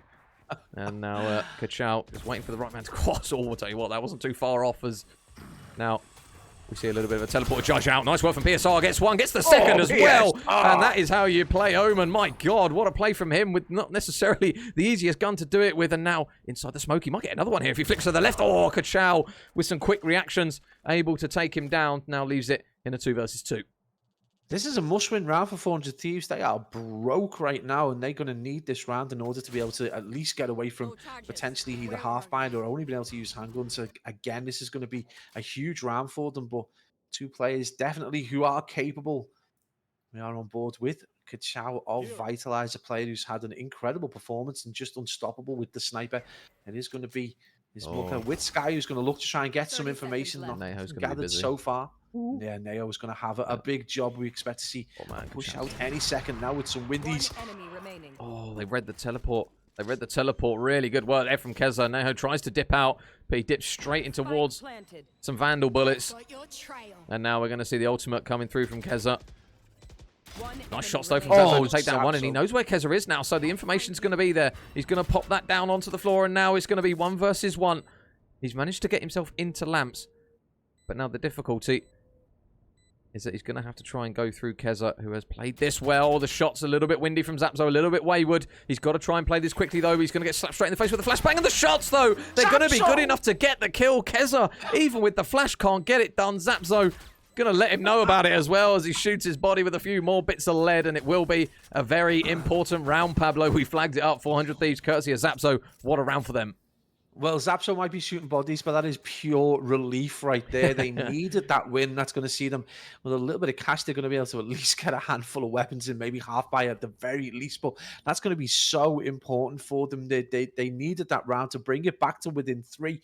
And again, going back and forth, but huge plays. Zapso, a player who didn't particularly go off in the previous series, having a really much better game, by some way, topping the 400 Thieves KD and a great performance from him. And nice to see a little 1v1 at the end and a little bit of Jukian. And in the end, it is going to be 400 Thieves who come out on top, but they've got a long way to go yet, Major. Well, bit of a standoff in mid and over towards Showers as well. So they're going to really rely again on the opening pick. Coming through from Kachao. Neho is watching here. We're going to see the orbital strike and the flashbang comes through, but they don't realise that Neho gets the collateral on towards those 2 players. They're going to fly over towards the point, though. Finesse with the satchel over the top ropes, manages to get one. So, although he manages to get the double kill, they still find themselves up a man. Now 3 versus 2. Guna with some nice shots to take down Finesse. So now 2 versus 2. More satchels coming through. The ult is out as well, and he slaps No Life in the face there, as it is just utility shots and everything being thrown at these players. And now all of a sudden, Reiter, last man up, can't get it done. Nore with a regain, and that was a tug-of-war round. It went one way, then it went the other, and then as a result of it, in the end, 400 Thieves get that one done. You know what's incredible use of Raze? I absolutely love the fact that she can bounce herself up into the air and get those picks. But Finesse going absolutely huge to get those 2 picks after that incredible Neho collat. Well, I mean, that is a breathtaking round right there, and that's going to bring it back to 2 rounds all. Unreal performance coming out of 400 Thieves to bring things back. Incredible. I mean, that's breathtaking. That's why Valorant is, just got to be one of the most respected, most enjoyed FPSs out there. Unreal performance in that game. I mean, I'm mind blown by that Neo collat, followed by that 2-piece from Finesse. Yeah, and a shout out to Listo and Jorange for keeping tabs on all of that while it was happening, because my God, it's not easy when you get smokes, you get nades, you get flashes, you get everything thrown at, especially when it's happening down towards that shower side of the map, as we are going to get inside the brain of I was going to say, Major, maybe I think Listo just wants to know what he's thinking after that one, because it was a very I'm going to be honest with you, mate. Prior to us casting the first game, and I was like, if things get difficult, I can observe. I'm just going to take it back. I will not be touching the observing role in any way, shape, or form. It requires a level of observation and quick-wittedness that I just definitely don't have. So hats off to Listo and Durango. Incredible performance to keep up with the level of pace and plays that happened within that game. I mean, they caught both the collat and that 2-piece from Finesse. So great round, great observing, and what a fantastic game to cast. Yeah, so 6-4 they lead. Vitalize obviously called that. I do believe it was Vitalize that called the timeout. So we're going to see a lot of utility coming out, and That is a very heavy push through showers, so they've got a lot of information that there's nobody over towards the A site, so you would anticipate that we're going to see a bit of a pinch coming through down B long. There are a lot of people pushing through B long and over towards the jump up portion, so now Neho again, responsibility on his shoulders. Can he get the all-important first kills? We're going to hit one of the teleports. And now, first blood. Is he going to get it? Opts to take down the Doge, but there's going to be so much utility being thrown at him. He's going to have to try and get out of this one, and he's going to opt just to TP, playing it smart. But we're going to see the nade from Raze going to land straight over towards that back room, which is just going to slow down the push. Finesse does manage to get a pick, though, as they now try and throw themselves up towards the site. They do now have control. The bomb is now going down. You can see that Brimstone smokes all over the place. Going to guard off the site, but now Gunnar is still among it, so he might be able to get a couple of picks here. Snaps onto one. Nice work from Gunnar. Back into the smoke. He will go. The flashbang isn't going to collide with him as he manages just to dip inside. But now can he get another one? Potentially there's going to be players peeking him from here, there, and everywhere. Neho is now the last man up. Will manage to get at least one pick. But it's looking pretty bleak for him now, as surely somebody's going to shoulder it and maybe dome him in this round. As, yeah, Finesse, nice work. Gets that round done. Yeah, 55 health, not an ideal place to be in a 1v3 clutch. Vitalize, very aggressive. They, you know, that little bit of caution at the start of the round, but they absolutely pummel into that B hill.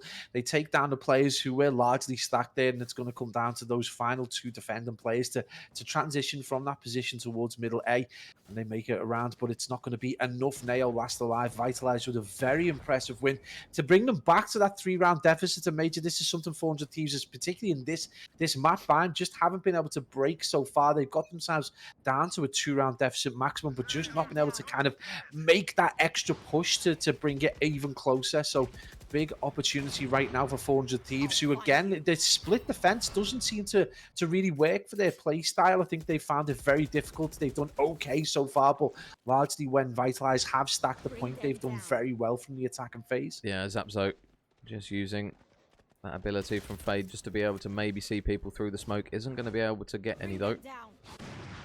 Doges around the corner, flashbang around the face. Surely now realizes this is probably not the best thing to try and shout, especially when you've got Kachao ready and waiting round the corner with the op in hand. Neho, though, again, this time going to pop the chamber ult to wait and see if he can maybe reply with a pick of his own, but there is still going to be... There you go. Zapzo got a free trim there. Short back and sides, please, as he manages to just about get out of that one in towards showers, and we are going to see the ultimate come through from Zapzo. He's going to go for the peek, and Kachao is going to be the outcome. I'll tell you what, it was a close miss on the first one, but he played with fire, and he caught a bullet straight to the dome. So now another kill comes through for Kachao, who's starting to command this portion of the map. He gets another one onto Neho, and now that is a very, very efficient round there coming through from Vitalize again. I mean, what else can they throw at Kachao right there? Because they threw absolutely everything. We talk about the kitchen sink. Well, I think they took everything out the cupboards and launched it as well. And it just doesn't do anything. He's able to get a 3-piece. I think he may have even picked up 4, but an unreal performance. Puts him on 11 kills. And that, you know, in the sniper in his hands is just absolutely deadly. Does he even need utility? Incredible plays from Kachao. Puts Vitalize into a 4-round lead. And it's going to make them, you know, they're on the defensive side now. But this is going to be the interesting phase now, Major. You know, the shoe now on the foot of 400 Thieves. What can they do in this attacking portion? You know, they're a very aggressive side. This, you would think, would lean towards their natural capabilities. Is that Omen going to be the difference maker in the attacking round? How far ahead in this chess game have they actually thought? This could be very, very interesting to see, you know, in terms of their ability to gather information and play and bait. Vitalize right now. Vitalize very strong, very much in the ascendancy. 400 Thieves with it all to do. Yep. So 8-4 is the score. My God, I swear these rhymes aren't intentional. Like literally, I would just say them and just be like, "Oh my God, I've done it again." But it is just now UK's #1 rapper. Yes, Stormzy, mate, watch out! I'm coming for you, bro. I'm coming for you. But it's we are going to have another tech issue, so we are going to see the game just paused ever so slightly. But at the moment, Vitalize, obviously they dropped the first map. For anyone who is joining us, 400 Thieves managed to take Breeze 13-9, and they looked very comfortable on this one. But on the flip side, Vitalize looked very, very good on this one. We are now going to see the game recommence, and we're going to see a very, very busy chambermaid in Kachao over towards that B long side. He does have help courtesy of Sky. in his teammate, but now where is the push going to come through? It looks as though they're going to try and flow some bodies over towards this one. They have smoked the cross, so now it's going to be difficult for these players to try and defend the side. Oh, hold that flick! My God, Kachal absolutely batters Nore in the face, but the trades come through from Zapzo and Guna, which now means it is a 3 versus 4. Got to be careful. Zapzo is weak, and he will get made light work of. So now 3 versus 3. The bomb goes down, but now can Vitalize work the retake. Guna and Neho combined for 2, and now No Life is all on his lonesome. Yeah, Vitalize, you're looking like a completely different side from the defensive side of things, and 400 Thieves back to form on that attack and sense. It is a 2v1 though, as we see another player fall, so it's still with it all to do. Can the Brimstone character in No Life manage to get this here? A player who went absolutely huge in the first round. It is going to be PSR taking that player down. It is going to be an attacking round for 400 Thieves. Major, they're going to bring it back to a deficit of 3, and already you get that sense that they can go through another gear in attacking rounds. But again, they've just left themselves that little deficit from the defensive side. So able to frag, maybe not able necessarily to go big defensively. Well, first step's done. They managed to win the pistol round. And as a result, 4 Spectres and a Guardian are going to be the weapons of choice. And No Life is going to... It looks as though he's going to try and get up in someone's grill here because he's gone for the sawn-off shotgun on this one. So, as... for God's sake, Listo, why'd you do this? Climbing the ladder of success. As I'll try and apply a metaphor to it. But it's now going to be a very busy hit over towards the A site. There's going to be a lot of potential utility flying through, and we are going to see that raise nade going straight over towards the top. And No Life, there's going to be a man that drops straight over the top of him, so he's actually going to manage to get one. Zapso gets 2 through all the madness as well, actually, and Neho combines to take down Rytus, and now, all of a sudden, Kachal all on his own. That site control is looking very good, and as a result, 400 Thieves, Pablo, their attacking sides are looking very, very strong. Oh, this is a complete juxtaposition to the previous rounds. Vitalize looked like they put their pads down, and a lovely finisher right there with that a new Reaper finishing. I got it myself. I mean, I'm new to the game, and I was like, how expensive are the skins? And you know, an hour after I said that, I'm there with the card. You're there with an £80 set of skins. You know immediately that I was there. It's like, yeah, I'm such a sucker. Never mind. I'm sure if they had cream egg skins, Major would be straight in there at any cost. Yeah, absolutely. But Major, 400 Thieves looking like a completely different beast going into what is going to be around 15, I believe. So, yeah, huge opportunity for them to bring things back. We talked about that inability to bring it back to within 2 rounds. Well, they've made us eat our words. It's now 8-6, and right now, 400 Thieves looking very tasty. Yeah, and I do worry for them. If Finesse slows down a little bit, he's having a brilliant game on Raze. And, the shots, though, from PSR makes him pay as he drops Finesse and his teammate as well, which you probably would have expected to trade in that situation. But now Guna is going to stick the bomb. Again, the A site of preference seems to be the choice. But now out the back. Kachal. Ooh, flashbang right in his grill. I think actually that flash there was a little bit of a double bluff, because I think that he anticipated they were going to turn round, and the flashbang that came through from Guna, I believe, actually went round past them, so that when they turned around, they turned right into the flashbang. I'll be interested to know if he can tell me if that was intentional, because if it was, that is big brain play. That's big brain play. Yeah, absolutely. And this is what we talk about. The IQ level in these Valorant players is definitely, you know, I've got no brain whatsoever in this head, but yeah, I'm going to love that. If that's like some kind of like a transitional flare, transitional flash, throw it beyond the players. Let automatically, like naturally, they're going to turn around and get flashed. But yeah, incredible play if that is for real. But right now it's a 1-round deficit, and you know, 400 Thieves very much on the ascendancy. Now it's time for Vitalize to potentially, you know, the timeout is about this regain. They're going to need to have a conversation and discuss just how they're going to be able to shore up the defense. And one thing, they're just not responding very well to the utility being used by 400 Thieves, and then how they're able to get their picks. They're not reading lanes very well at the minute. So a big conversation, a big conflag, mothers meeting at the back. Vitalize really do need to regain. Yeah, and there you see it, Finesse 18 and 9 at the moment. And if he doesn't keep this up, this would probably be 400 Thieves quite considerably in the lead. So, as we will get ready in towards round number 16, as my maths did struggle ever so slightly in my brain, but we got there eventually. But now Kachal and the boys are going to look to try and regain here on this round, because the last thing you're going to want to do after being 8-4 up is find yourself an 8-all position, especially when you're on the defensive side, Pablo. I mean, the A takes over towards this particular area of the map have been incredibly efficient from 400 Thieves. It has to be said that every single thing they seem to be doing is very calculated, very coordinated, and as a result of it, they get a hell of a lot of map control. We're going to see the Rays going over the top. The first kill comes through. Norre, Neho, they're able to grab picks. We are going to see, excuse me, the boom bot come through as I hopefully get Pablo to save me. Yeah, absolutely, mate. And it's an incredible push again from 400 Thieves as they see them drop both players from Vitalize left at a 3v5. And again, it is going to be down towards Kachao as that kind of in-game lead that he does get a pick, so he is going to be close to leveling things up. That's going to be another huge kill. It is going to be a 3v3, but we see Zapso with a big kill. Kachao goes big, Keza goes big, and this is going to leave Naho in a position of a 1v2. He is full health, though, and you've got to look to that Sky character who hasn't quite got a slither of health right there, so a big retake is possible right now. Naho behind those players. That's a big kill. Is he going to get that one? No, it is going to be Kachao with the accuracy, saving Vitalize and able to remain with that 2-round deficit.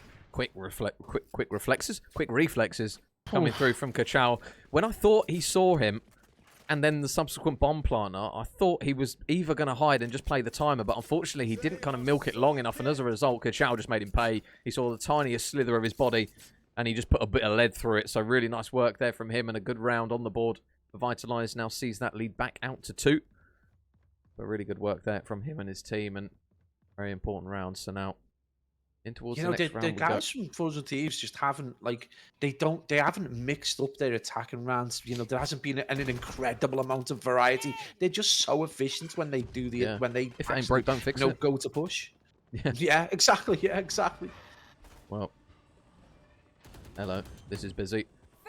We are going to see that fade ult go straight through. Norre's going to peek the corner, and he's been so good at getting first bloods, Norre. He gets another one there to take down Reiter. Finesse up in heaven. There is a lot of information that they know he's up there. They've got, again, a position where they have to try and retake the bomb. We saw Vitalize do a really good job over towards B, and as a result of it, we're now seeing 400 Thieves doing a really good job over towards A as another kill comes through. Gunnar and Norre combining for 2. Keza and Kachao into the spawn they will go. And now we're going to see the aggression coming through. The flick, though, isn't going to be good enough. Norre mops up what remains of the team. And I think that was 4 kills from Norre in that round. Yeah, that was incredible performance coming out of Norre. And it's a player, we acquired a game during the defensive rounds. Well, now that they're on the offensive, it's just been an incredible performance. And it's something we saw in the previous game. Norre going absolutely off in that round and, get the pints out because, they're able to bring this back again. They're within 1 round. Major, this is something they haven't done in this particular map in Bind so far, so this is a huge round for them. Are they going to be able to bring it back to parity? So far their attacking has been immaculate, so big round, big, it's almost kind of like this psychological push, just this 1 round deficit. I think if they get to parity, I think it's going to be a completely different series, and Vitalize really need to get composure. Well, Norre, it felt like pull, and unfortunately Keza wasn't able to find the bullets. Norre, oh my god, I tell you what, he has just completely transformed this game as another kill comes through from him. Zapso mops up the remaining players, and that was a Norre round because, again, he's just aggressive over towards the point. He's winning every single gunfight, it feels like, at the moment. Whenever he's flying through the air with the greatest of ease on his trapeze, he just seems to get the kill. So it is now a tied game once more, and if you Vitalize, you are going to start to worry a little bit with how easily they're getting in towards the site, and it just feels like just please, boys, just kill Norre. Yeah, it's squeaky bum time. Norre appears to be in that Goldilocks zone of just being, absolutely snapping onto everyone. His reactions are incredible. It doesn't matter. He's just flicking and just getting those kills. So right now it is Vitalize not only got to deal with 400 Thieves, but they've got to do something about this ascendant Norre who has come into his own right now. No first blood as yet. Still early into the round. We can see the utility just looking for those bits of information. We can see Sky just launches out the trinket, and still, again, no real first blood coming through as we hit a pre-1 minute mark, and we see 2 big kills for Gunnar, the player who's been quiet for a long time. Keza in immediate response, Major. Incredible plays. It is going to be a 3v3. Quite a lot going on in terms of utility. Brimstone is going to fire out that ult, and it is going to be a 3v2 as we see that bomb is planted and 400 Thieves. Now it is going to be PSR all on his lonesome. Yep, PSR needs to make the play because it's on the defuse, but he does manage to take him off of it. So now he's just got to play this smart. Is he going to try and transition over? He is. He's going to teleport over towards it, and I don't think he's going to read this. No love, can't get that flip. PSR with some beautiful play there. Now 1 versus 1. I don't even think... I think they've decided against it, unless... Oh no, I think we're having tech issues. I was going to say, because you would anticipate that Kachow would maybe try and head over towards the bomb to help out, but he was currently feet up over towards the B site, so I would assume there was a tech issue on that one, so we'll have to wait and see. We might see a bit of delay, but now we see 400 Thieves for the first time, I believe, now for a long time, Pablo. They take the lead, and we've seen it now as a trend that we get a lot of Brimstone ults in towards Lambs. If you're in there and you see the Brimstone ult, you're basically kind of like, you're kind of making your prayers pretty much at that point, aren't you? When you get trapped in there, there is almost no way out. I mean, it's almost a lottery. I mean, he's obviously going to pick kind of like the more preferred spots to hide from that defensive side, but again, from the attacking side. But yeah, I mean, and if anything as well, even if you're not necessarily being taken by it, it kind of blindsides you as well. You're not able to see through for that portion of time. It acts as a great distraction, and you're able to then get players pushed up to the hill and again take that little bit of geography. Again, you're going to see this heavy stack from 400 Thieves. They are pushing through mid, so they leave themselves their option to either push into A or push through to B. Again, no real information being gathered so far. I think obviously if they make that B push, it is going to leave that player over towards that side from Vitalize very exposed. But you can see have a player towards back spawn who I don't know whether there's just waiting to potentially make a choice between which side that's going to be pushed from. But again, we're still in the buy phase. 10 seconds to go. It's paused. It's paused, Pabs. One of the players disconnected. Is he still tech issues? Yeah, still tech issues, mate. I'll just go home now. It's all right. Mate, listen, we'll make balls up. It happens. It happens. Don't worry about it, mate. So yeah, we're just waiting for the moment as we can. I can hydrate because I'm thirsty. Man, I just realised I've got a fan. It's not even on me, so that's going to get repositioned right now. So hopefully Listo can provide us with some beautiful panoramic views of that AFK player. I assume that will be the case. But yep, good shout. It's been a very stop-start game, obviously with the tech issues, but I suppose it's in some ways every cloud it's enabled teams to kind of have a bit more of an opportunity to sit down if they are. Obviously, if Kachow's not throwing his fists at his monitor, getting angry at it, to maybe talk about. He's trying to piece his controller back. Oh, he's trying to piece his mouse back together after launching it at the wall. But yeah, he's had an incredible performance. And again, so yeah. Oh man, there's a big pasties on his feet. These longer trousers, really, doesn't he? I mean, it's like he's got ankle swingers. If the socks were white, you'd think he was MJ. Yeah, absolutely. Waiting for him to moonwalk back into the game. Can we get a hee-hee? Yeah. Oh, I didn't think you'd do it, but there you go. So yeah, apologies guys, we are just if you are hopping in with us, we are just seeing a few more tech issues, so hopefully we can get it back underway very, very shortly. For anyone who doesn't know, the boys of 400 Thieves, they took map 1 13-9 on Breeze, and they've had large portions of this game where they've been trading. They came into the second half, Pablo, they were 8-4 down, and now they find themselves in a position where they're up by 1 and 3 rounds away from getting it done in a 2-0 fashion. So it's one where, again, we've seen a bit of a tug of war. We saw it in the first game, didn't we, where 400 Thieves looked very, very good at the start. Vitalize took it back in the middle portion, and then 400 Thieves kind of brought it back. But this one, not really a game of thirds, I suppose. It's kind of been split down the middle. Obviously, the strong start from Vitalize helped push it out, and now we're seeing kind of the resurgence of 400 Thieves. Yeah, and again, this probably comes down to the kind of round wins from the defensive side from 400 Thieves, who were clearly not very comfortable as a defensive unit, but they managed to get the occasional round. That kept them within 2 or 3 rounds. So when we did see that flip, and they go to the kind of what appears to be more natural play style, aggressive in the offensive, they're just able to piece them together, and that's largely what's seen them through to the lead. Now, we are obviously looking potentially at a round reset, but again, very similar to the first series, they get that 4-round advantage, and despite Vitalize then starting to make more of a competitive element of the game, that 4-round deficit is what came back to bite them as we saw them lose 13-9. So again, similar problems for Vitalize, just losing important rounds at the wrong time, and then when we see that switch, it just plays directly into the hands of 400 Thieves. Now, we do know there is some consternation around the idea of potentially a reset towards the last round. It does appear that one of the players from Vitalize lagged out at the start of the round, making that effectively a 4v5. Yep. But again, I'm not sure what the rules are. We are potentially, I think they just keep going. I think because obviously they can pause it until they can get him back in. So,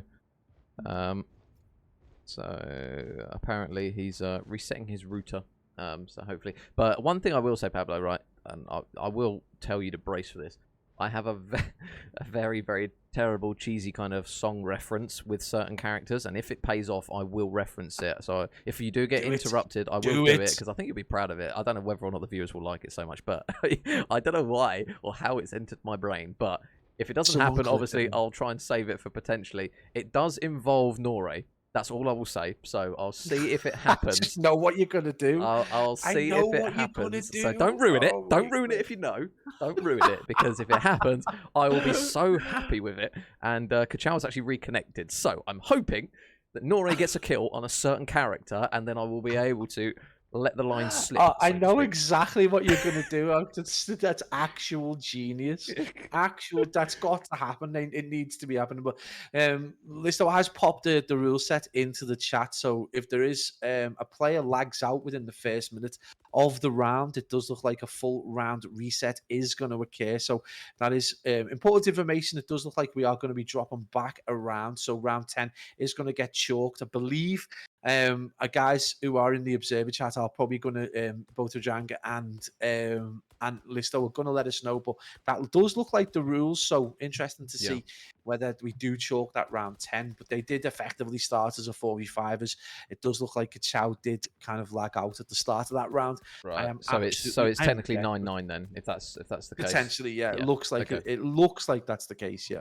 Yeah. Okay. Well, hopefully that is going to get sorted and done. So, because I'm not really quite sure how long this might go on for, so what I will do is I will quickly flick us back. Hello, world. So what we're going to do, guys, while we wait for this, because it might be a bit of administration ball ache, not going to lie to you, we'll have to wait and see how this one unfolds. So what I'll do is I'll throw it to a quick break, and then when we're back, we'll hopefully have the game continued and a resolution. Otherwise, me and Pablo are going to be here making ridiculous references for the next foreseeable future, and it'll probably drive you guys a bit balmy, I won't lie to you. So what we'll do, guys, is we'll throw it to a quick break. We'll try and find out what the situation is, and then hopefully when we come back, we can give you guys a bit of an update as to what is going on and bring back some more Valorant action. So don't go anywhere, guys. We'll be back hopefully very shortly with some more Valorant action and the resolution of map number 2. So we'll see you guys in just a bit.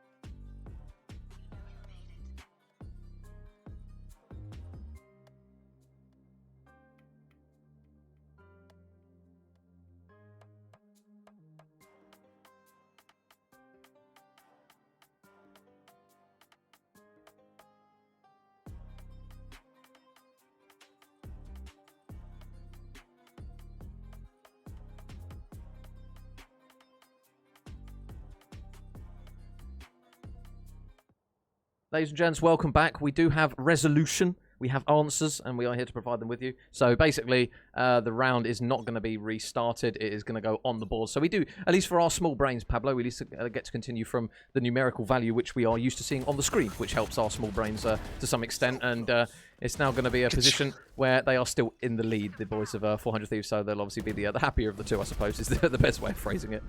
Yeah, absolutely. And it already looks like Kachow's pretty tilted as he managed to get the first blood. So all important for Vitalize to try and get back into this. It is only a 1-round difference. And they obviously have fell off quite considerably from the defensive perspective, but definitely still got the capability to do a good job. As we see 400 Thieves just absolutely get massacred. It is going to be this guy, Agent left all alone. Guna with a big job to do. Manages to get a pick to bring it to a 1v4, but it's a lot to ask with only a minute to go to get a clutch of this nature. Yeah, he's obviously still got full shield and full health. Oh, tags up one. No way. He gets another one, but he does make it 1 versus 3, but unfortunately, that third player is going to take him down. And how is he getting the kill on the player with a heady? Like, he's got like a millimeter of scalp and he's managed to take it off. That is incredible. Just wallbanged it, Pabs. You can do that on this game. You don't get like bulletproof wooden boxes like in Vanguard, so it is feasible to kill people through stuff. But Vanguard's so realistic. Oh, don't. If I speak, I'm in trouble. So it is now going to be back tied 10-10. Obviously, in these ones, Pablo, with the competitive way it goes, it doesn't go straight to 13. We go past it until one team wins by 2 rounds. So we could be in for a long one here with these two as we get ready and underway. And already, Bathrooms is going to get hella messy. Good thing they got showers in there because it's going to get very full of blood and very shortly. It looks as though there's going to be a lot of utility being thrown down there. Meanwhile, over towards Lamps, it's going to be Keza that's able to win one. Can he get a second one? No, Nore is going to manage to get the kill when your Raze meets the sky. Oh, I've ruined it. I thought I had it then. Like a giant pizza pie, it's a Nore. I got so happy with it, but I ruined it. I got halfway through and ruined it. I thought I had it. Oh, I'm so upset with myself. But hey, we all learn. We all live and learn. Oh, dear. Public singing is definitely not the way to go, mate. That was, it wasn't meant to be sung. I didn't get the words wrong. I thought I got the words wrong at first, but I didn't. Hey ho, if you know, you know. But if you don't, you're probably thinking, what on earth is he waffling about? I feel like singing it when you raise it to the sky like a bigger pizza pie. That's Nore. That's what it was meant to be. But yeah, there you go. You should have sang it. Unfortunately, there was too many words in my brain at one time, and they all jumbled together, and just went. So yeah, you should have just sang it, mate. Just go for it. Just a deep breath and just get. So to summarise, 400 Thieves take the round. They're now up 11-10, and I will see myself out the door very quickly. Listen, we've both done it this series. Don't even stress. But yeah, 400 Thieves back into the lead. It is going to be 11-10 after what has been a stop-start series in Bind. Vitalize not really enjoying the defensive side of things, and again, it has been 400 Thieves who've been absolutely impeccable. As we see Sky again. No, he's going to be raised actually in the form of Nore, in form of the very singable Nore, just trying to get as much information as possible. Yeah. And you can see Fade with some big utility going out, and it's going to be Keza with the sniper this time, just looking to try and get a pick. But again, no first blood, and the spike is down as I say that. PSR goes huge, Naho goes huge, Guna goes huge, and that unfortunately is going to leave Kachow in a very difficult position. Yeah, and shock horror. Nore got a few kills and all of that madness. So again, it's going to be a position now where it is match point here for the boys of 400 Thieves. They are right on the precipice of managing to get this. It's not a reverse sweep, is it? But they were down in the half by 4. They're now up by 2 after 22 long, hard-fought rounds. So now they are on the edge of taking this one in a 2-0 series fashion. And boys of Vitalize going to have to try and hit a little bit of a regain here. Let's see what they've got in store in what could be their last round of this matchup. It looks as though it's going to be a very big battle over towards mid. Kachow's putting down teleporters. There is utility and abilities flying through that section of the map, and it's going to be potentially a raise heaven with an optional nade spot, but there's going to be first engagements, which again, Nore is able to win. Nore, more Nore. It's just all over the place. He is flooding the kill feed, and Naho's going to grab one as well, which now leaves, unfortunately, a 2 versus 4 hit for the boys of Vitalize. Bomb is going down. They're going to have to try and work the site retake, and no life here.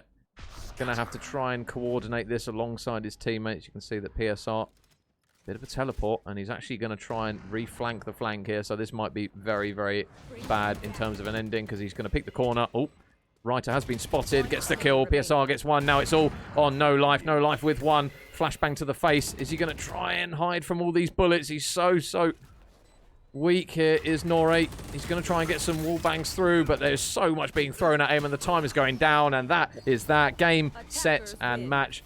I ballsed up the phrase, but 400 Thieves didn't balls up the comeback, and as a result of that, they are deserved winners, Pablo.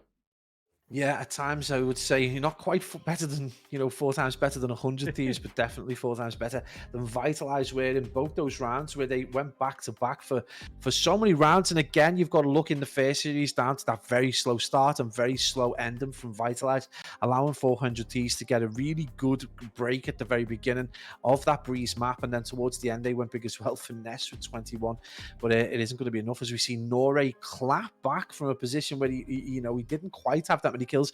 I think he got 6, maybe 7 kills in those last 2 rounds, so going absolutely huge. But yeah, great performance. But it is going to be 400 Thieves who take it in the end. And again, Major, you've got to say, towards the start of Bind, they were on that defensive side.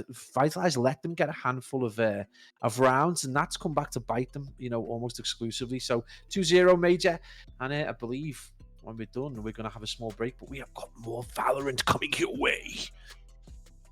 What, today? I thought you said we had another game at 6. No, we don't, mate. No. It's just the one. It's just the one today. That is going to be. What? Yes, unfortunately, it was a game for next week. So our next game currently booked in is for Wednesday. But I mean, focusing back on this one, 400 Thieves, they take it 2-0 in the series, and I will show you guys the scoreboard, as you guys can see. Finesse doing really, really well. They're unfortunately not going to be enough, and it is going to be 400 Thieves that managed to take it. As I frantically try and click for the replay, so they should be shorted very, very quickly. But good win for 400 Thieves. They take it into that final map. Unfortunately, on Fracture, we will not get to see, so I believe that we are still waiting for a third map here for any of the games so far that we've seen in the AVG. So hopefully we will get one very, very shortly, sooner rather than later. But at the moment, it's going to be a case of that is our one and only game for the evenings. You guys will see the replays up on your screens. And GG's to both of the respective teams. They get Vitalize. They come away from that one, Pablo, but they might feel down, but they've had moments in that where they can look at that and say, with a couple of tweaks, we probably could have taken a couple of those ones. So it's a possibility for them to go back and feel a bit more positive than necessarily being like, oh, we got 2-0'd, because there were positive signs in that one. Yeah, absolutely. Again, if they're a little bit more competitive at the start of the Breeze map, they're well within their rights to be able to see that game out, which is, it's unfortunate that they just went back-to-back 4-round clapped. At the end of Breeze as well, they kind of didn't help themselves. So maybe a bit of consistency, a little bit of concentration as well, and potentially, probably a better warm-up routine at the start of the game. And then as we go into Bind, again, a very similar problem. They were really dominant on the offensive side, but just not quite dominant enough. They allowed 400 Thieves to sneak a couple of rounds in. Those are the difference makers. They end up losing by 4, and then when 400 Thieves go into that offensive side, they use that ability, that natural offensive ability, to just absolutely dominate. And obviously, a little bit of a concentration rubber when we see Kachao lag out and there's quite a large gap. Yeah, but in the end, 400 Thieves just look strong. Yeah, it was a case of, it was a very, very segmented game. There wasn't a big portion of it that you could point at and say that there wasn't either like an issue or a delay or a timeout. So it was a very, very staggered game, which 400 Thieves were able to come out on top of in the end. So they managed to hold their composure and get it over the line in the end. So hopefully further with some other games, we're not going to have as much of a technical issues, I suppose is the best way to say it with these ones. But it is going to be a big win there for 400 Thieves. That puts them on the board. 3 points, I believe, for every single win in the table. And yeah, something positive to come away from those guys with. Obviously, they've managed to get the win over the line, but I'm sure they'll go back and look to try and tweak particular strategies or approaches to certain bomb sites. Because again, both teams looked very good on certain proportions of the map. We saw kind of on that bind there, Pablo, one team really preferred going for B and one team really preferred going for A. So we are seeing big differentials when it comes to team preferences, team pushes, how they coordinate their abilities as characters, and kind of as we cast more of these, we'll see more and more trends from this. So it's only going to be more and more interesting to see. Yeah, absolutely, and it's going to be interesting to see just how, what players, which angles they prefer to peak. A lot of the time, it is going to be, do you happier just coming around the right-hand angle? You're happier just pushing out to the left. So bomb sites are going to be, with pre-fires and pre-aim being so important in this game, with the time to kill, being almost nothing at times. It's interesting to see individual players and how they approach it, whether they're hyper aggressive or whether they decide to sit back with a little bit of caution. And ultimately, you got these kind of world star performances coming out of snipers where they're just able to get huge picks. This not being one of the, I think this is the point where No Life gets peaked from the corner and gets killed. But yeah, just great opportunity to see and learn so much more. And guys watching, don't forget, if you've seen something, the spurious cast or something insane that we've said, don't forget, just send us a message, let us know. There's a learning curve. And we've got to make you give another big shout out to our wonderful observers who didn't just observe today, but we're in the Discord chat going, did you not see that particular thing? These two players, they give us so much information, do so much more than simply observing. Yeah, huge shout out to Listo and to Jorange as well behind the scenes, because obviously they make it look beautiful for you. All the panoramic pictures, all the switching between the POVs where you guys want to see the action that's going on when it gets incredibly messy on some proportions of some of these games. So it's going to be at the end of it for us this evening, guys. So a huge shout out again to the guys behind the scenes, and obviously to you guys for tuning into the streams, and thank you very much for sticking all the way if you did, because it was a very, very long stream for one with all the technical issues. So thank you very much to everyone who's tuned in along the way. But that will be it from myself, Pablo, and the squadron for now. But we might have a game potentially tomorrow, or maybe, I believe the one that we do have booked in is Wednesday, I think. So I believe we've got a game I on thought Wednesday. It was today, so don't ask me. Yeah, I think it's Wednesday. We've got the Goose House back again in their game. So yeah, that should be our one guaranteed game coming up, but hopefully we can get another one potentially in before that. But thank you very much, guys, for tuning in. That has been it from myself and Pabs, and we will see you further down the line, where hopefully I don't stumble over my words in what I was impressed to be thinking it was going to be the best pun since sliced bread. But yeah, right. and I hope not to cast over an actual technical timeout, which is where no one's doing anything. So it is what it is. Maybe it's the heat. It's just ruining everyone's computers. But yeah, that's going to be it from us, guys. Thank you very much, and we will see you sooner rather than later for some more Valorant beautiful action. So see you later, guys. Thank you very much.